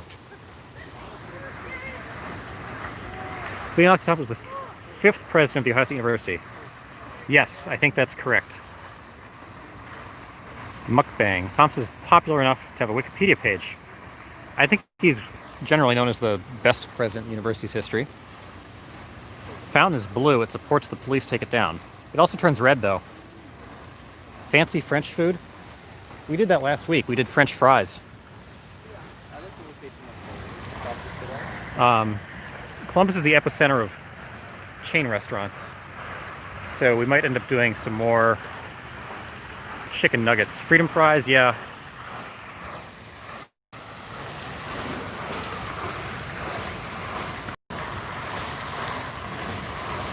France is hardly free. Gross food like snails and stuff. Different wants us to eat snails. Okay, we can see. We can see if they have snails.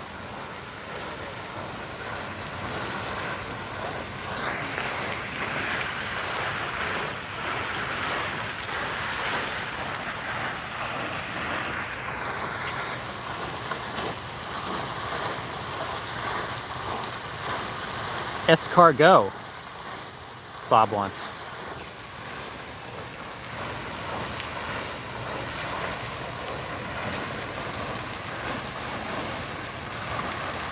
Okay, Wild Bill says we could go borrow a page out of the French protest playbook. You mean in Surrender?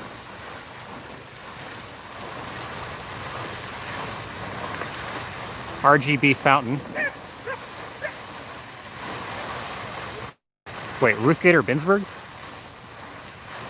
Ruth Gator Binsberg. RGB.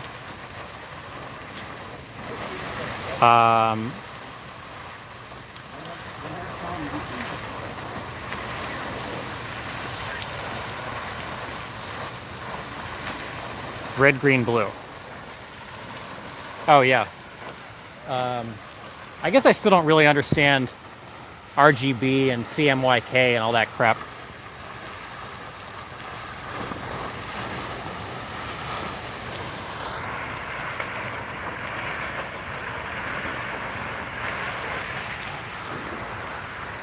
And here's this eternal flame thingy. It's actually water.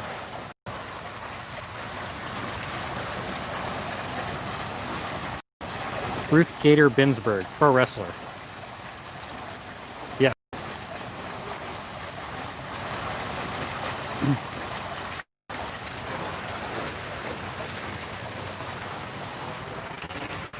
Good French restaurant in Georgetown.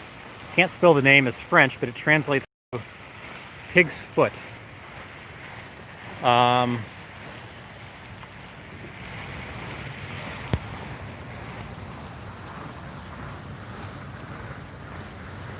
Okay. My favorite restaurant in Georgetown is 1789, up by the campus there. That's a pretty good, pretty great restaurant actually.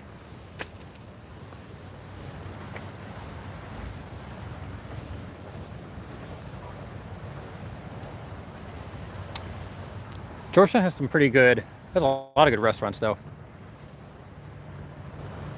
I think it's on Wisconsin, a little bit north of Georgetown.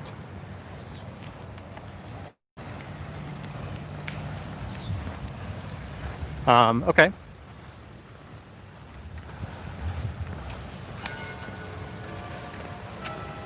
All right. Guys, we got a special guest here. Mrs. Land has just joined us. I'm chasing you down.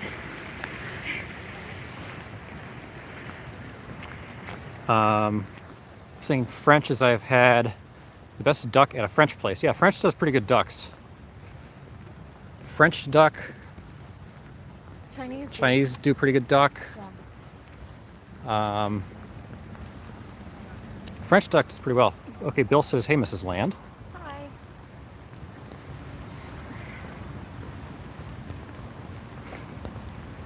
So we've had no Jeanette. She has a new job. Jenna has a new job? And she's working nights now. And Colin has not been back today, but a lot of other folks, including some new folks. Okay.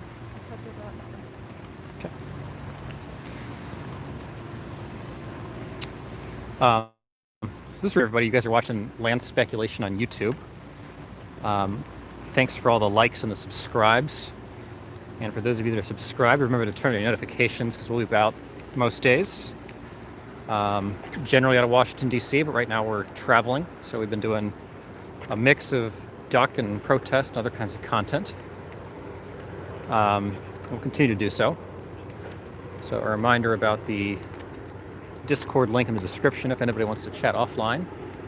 And also the PayPal link to the Duck Fund in the description if anybody wants to help support with resources for the ducks. Much appreciated.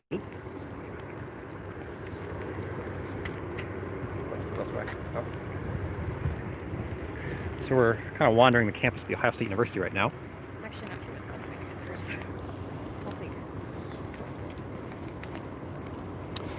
Bob Bill says, surprising number of people milling about. Yeah, I was surprised how many people were around today too on the campus. It seemed like more than the other day. Not sure. And it must be people who sort of just permanently live in the area. Same thing that we're doing.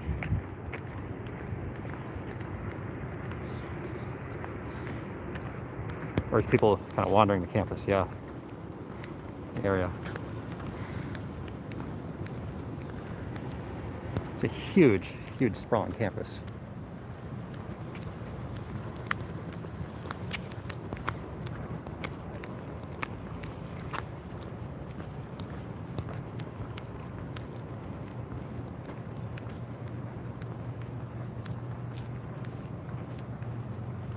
But a lot of them look sort of student aged.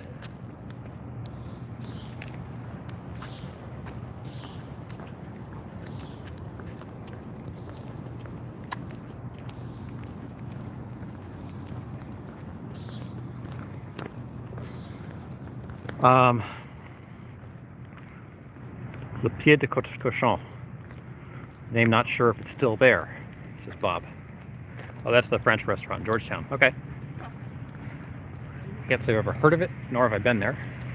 But I could believe there's a good French hole-in-the-wall restaurant that serves good duck somewhere in Georgetown. That would make sense.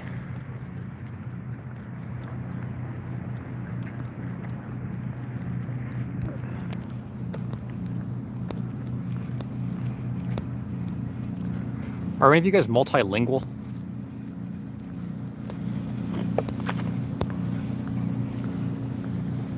Are you multilingual?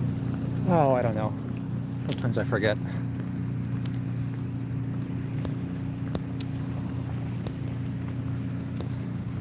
Okay, different speaks American.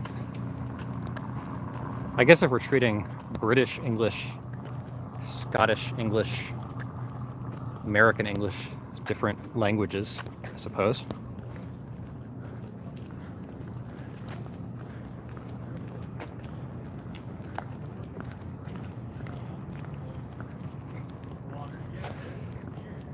Oh, Wild Bill speaks a lot of different computer languages. Wild Bill went to Caltech. 1335 Wisconsin Avenue. Let's lose track of what's what on Wisconsin Avenue.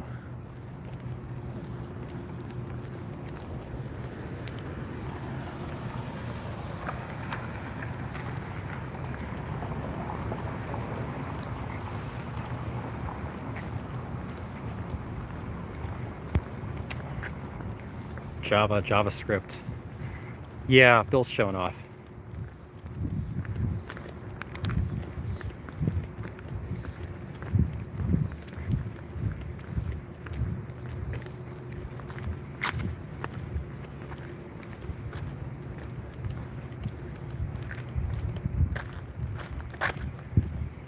Bob, I spoke French and English until grade 1, forgotten how. So I know other human languages. MC says I know a little PHP, C, and Python. Okay, guys, well, we'll pick this up tomorrow. We're going to end the stream now. Okay, well, Bill can order and pay for a beer in many countries. Yeah, but only a Budweiser, I guess. So we're going to wrap up, but I appreciate everybody tuning in for tonight and hanging out with us. We didn't do a ton of ducks tonight, but we did a little bit. So we'll be back, and please remember to like, subscribe, join the Discord, help support the Duck Fund, all that stuff you guys know by now. But appreciate everybody tuning in, and we'll be back hopefully tomorrow night, and we'll see what we can come up with. Different. All right, see you guys, and have a good night, everybody.